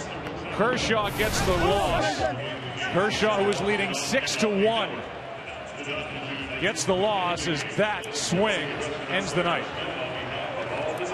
Great execution by Rosenthal. Continuing to fire 100-mile-an-hour bullets. The last one just above the hands to get it by him. Dodgers stranded 11 runners on tonight. The Cardinals only 1. And for the Dodgers in their postseason history, all those games, the largest blown lead ever. A 5-run lead. And St. Louis takes game 1 in a 3-hour, 57-minute game. There's the final from game 1. It's Lance Lynn and Zach Greinke in game 2 on MLB Network tomorrow. Final score, 10-9. St. Louis wins it. Crazy game. A game started by Kershaw and Wainwright. Right now, we get you to our Fox Sports Live post-game show. Jay and Dan, all yours.